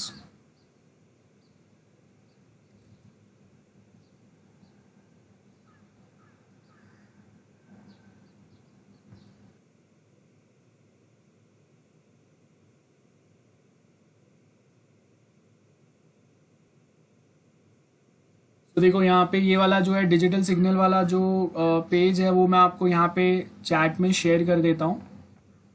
आप अगेन वापस रेफरेंस बुक में से पढ़ने के टाइम पे शॉर्ट नोट्स के लिए ये वाला लिंक रेफर कर लेना। सो 2 digital signals, one with 2 digital levels and other with 4 digital levels. तो यहाँ पे आप देखेंगे वो जो हम लोगों को बुक दिया है ना उसमें डायग्राम्स में कहीं कहीं पे प्रॉपर प्रिंटिंग नहीं हुआ है। सो यहाँ पे आपको क्या दिया है, लेवल 1 एंड लेवल 2। अब यहाँ पे दोनों में आप देखो कि जो मेरा, अब हर जगह पे ऐसा नहीं होगा कि आपके जो कंपोजिट सिग्नल्स रहेंगे ना वो उसका आपका 1 के लिए वैल्यू +1 वोल्ट होगा और 0 के लिए -1 वोल्ट होगा। कहीं कहीं पे ऐसा भी हो सकता है कि आपका 1 के लिए वैल्यू +1 वोल्ट है और 0 के लिए 0 वोल्ट है। This might also happens. तो यहाँ पे -1 वोल्ट नहीं है एम्पलीट्यूड 0 के लिए, 1 के लिए +1 वोल्ट है, 0 के लिए 0 वोल्ट है। देन 4 लेवल्स है जो यहाँ पे हम लोगों ने देखा, +1 volt, +0.5 volt for 1 0, -5 volt 0.5 volt for 0 1 and -1 volt for 0 0। So same way में यहाँ पे हम लोग के पास 4 वोल्ट दिए हुए। बिट रेट्स क्या होंगे वो समझते हैं, वो यहाँ पे आपको दिए है।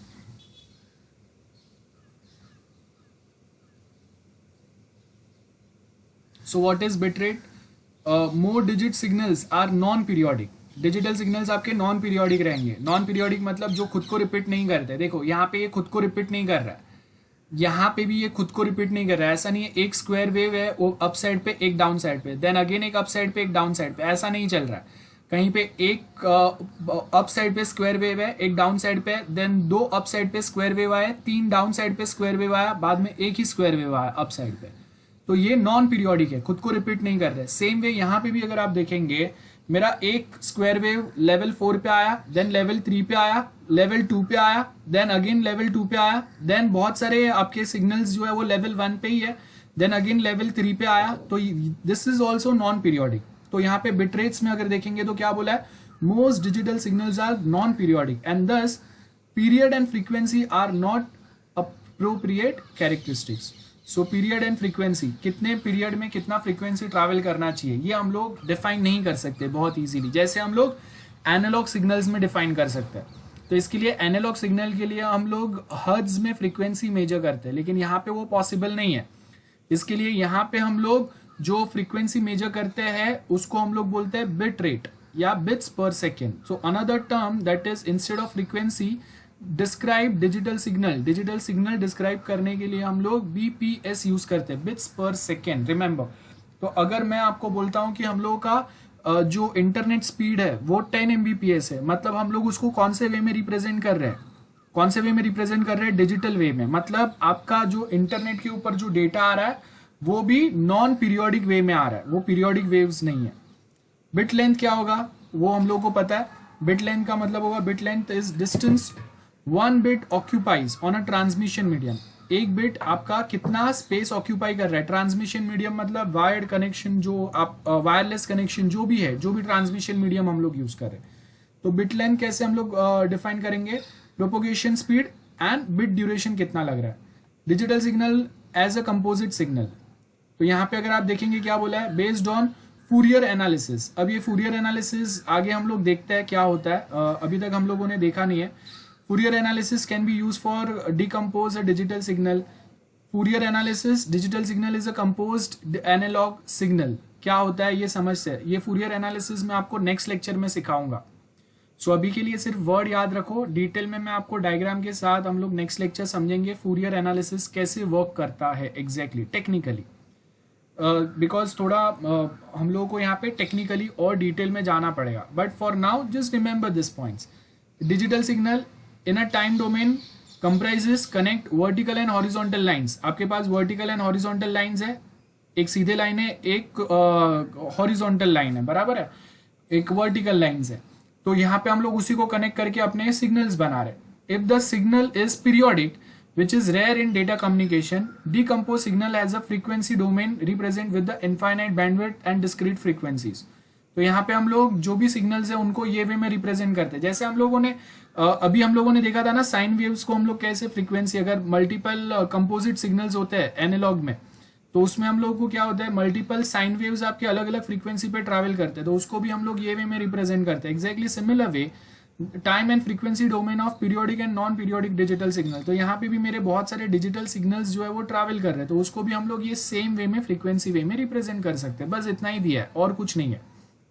जो टेक्निकल पॉइंट्स है वो हम लोग नेक्स्ट लेक्चर में पढ़ेंगे, जो इसके आगे वाले टॉपिक्स के लिए इंपॉर्टेंट है।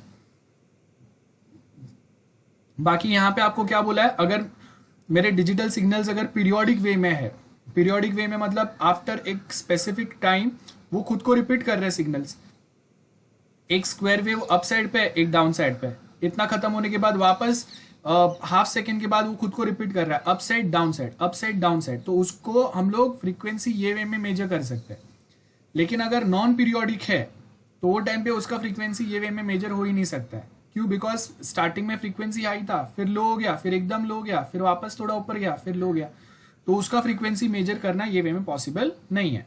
ये हम लोग यहाँ पे बता रहे हैं।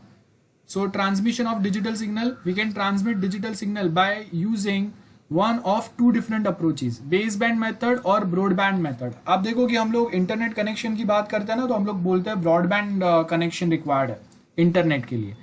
तो हम लोग जब डिजिटल डेटा ट्रांसफर करते हैं तो उसमें भी बेस बैंड या उसको हम लोग ब्रॉडबैंड ट्रांसमिशन बोलते हैं। सेंडिंग डिजिटल मतलब ब्रॉडबैंड या बेस बैंड का मतलब क्या होगा, sending digital signal over a channel without changing digital signal to a analog. ये बहुत इंपॉर्टेंट है। मतलब हम लोग ब्रॉडबैंड कनेक्शन के थ्रू फास्टर इंटरनेट कैसे अचीव कर पा रहे हैं। नॉर्मल जो हम लोग के इंटरनेट पहले कनेक्शंस थे उसमें प्रॉब्लम क्या होता था कि आपका डेटा पहले डिजिटल टू एनालॉग कन्वर्ट होगा, फिर वो केबल के थ्रू ट्रैवल करेगा, फिर वो लास्ट में जब रिसीवर साइड पे एंड होगा तो वापस एनालॉग टू डिजिटल में कन्वर्ट होगा, और वो डिजिटल सिग्नल फिर आपके कंप्यूटर में डिजिटल डेटा फॉर्मेट में कन्वर्ट होंगे, और फिर वहां पे वो प्रोसेस करके आपको जो भी रिजल्ट है वो जनरेट करके बताएगा। एक बहुत बड़ा लंबा प्रोसेस हो गया। ब्रॉडबैंड में क्या हो रहा है, बेस बैंड में क्या हो रहा है, यहाँ पे देखो हम लोग जो डिजिटल सिग्नल सेंड कर रहे हैं वो डिजिटल डेटा से डिजिटल सिग्नल्स बन रहे हैं, लेकिन एनालॉग फॉर्मेट में नहीं जा रहे। तो आपका जो भी डेटा आपने कंप्यूटर यहाँ ये कंप्यूटर से सेंड किया है डिजिटल सिग्नल, वो डायरेक्टली डिजिटल सिग्नल फॉर्मेट में ही रिसीवर साइड पे जाएगा, तो आपका टाइम कम हो गया बेस बैंड में। जो डिजिटल टू एनालॉग और एनालॉग टू अगेन डिजिटल आपको करना पड़ रहा था, उसके लिए जो आपका टाइम वेस्ट हो रहा था वो कम हो गया, मतलब डेटा ट्रांसमिशन स्पीड आपका बढ़ गया with the help of base band transmission. तो ब्रॉडबैंड ट्रांसमिशन और modulation means changing digital signal to analog signal for transmission. तो बेस बैंड में ये आपको याद रखना है, बेस बैंड में क्या होगा, डिजिटल सिग्नल्स डिजिटल फॉर्मेट में ही रहते हैं, एनालॉग में कन्वर्ट नहीं होते। एंड ब्रॉडबैंड में क्या होगा, मॉड्यूलेशन होगा। मॉड्यूलेशन का मतलब क्या होगा, डिजिटल टू एनालॉग होगा, और जब वो रिसीवर साइड पे जाएगा तो एनालॉग टू वापस डिजिटल में आएगा। ये ट्रांसमिशन, दो टाइप के ट्रांसमिशन होते हैं, एक बेस बैंड होता है जिसमें एनालॉग डेटा से एनालॉग सिग्नल्स कन्वर्जन होता है और वापस एनालॉग सिग्नल से एनालॉग डेटा में बन जाता है। ब्रॉडबैंड में क्या होगा, analog signals gets converted to digital signals gets converted to analog signal, transmit होगा ट्रांसमिशन मीडियम के थ्रू।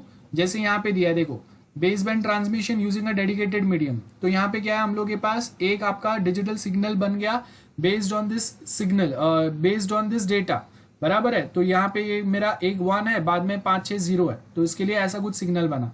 देन फिर हम लोगों ने ये जो चैनल है इसके थ्रू सेंड किया और ये हम लोगों का आउटपुट मिला। तो कोई तो एक मीडियम है, ये आपका चैनल है जिसके थ्रू आपका डेटा जाएगा। तो यहाँ पे कभी कभी क्या होता है, एक डेडिकेटेड चैनल हम लोग यूज करते हैं, लेकिन फिर उसमें भी कभी कभी ये होता है कि आपका आउटपुट सिग्नल जो है उसमें थोड़े से कुछ मॉडिफिकेशन आ सकता है। तो ये मेरा इनपुट सिग्नल है, ये आउटपुट सिग्नल है। आप देखोगे थोड़ा कुछ डिस्टर्बेंस हो सकता है। सो इसको हम लोग कैसे चेंज करते हैं, चेक करते हैं, समझते हैं, मॉडिफाई करते हैं, वो आगे देखते हैं हम लोग। सो यहाँ पे आपको क्या बोला है, base band transmission of digital signal that preserves the shape of digital signal is possible only if we have a low pass channel with a infinite और वेरी वाइड बैंडविड्थ। तो अगर बैंडविड्थ बहुत हाई है तो ही मैं ये use कर सकता हूँ, एल्स क्या होगा, इनपुट सिग्नल और आउटपुट सिग्नल में थोड़ा कुछ चेंजेस हो जाते हैं शेप में, मतलब यहाँ पे आपके नॉइज ऐड हो गए सर्टन्स, ओके, या आपका सिग्नल जो है वो थोड़ा डिस्टर्ब हो गया। तो एक जो आपने डिफाइंड डेटा है वो कभी कभी एग्जैक्ट वही सेम डेटा रिसीवर एंड तक पहुंचे, ये कभी कभी पॉसिबल नहीं भी हो पाता है, ये भी प्रॉब्लम हो सकता है।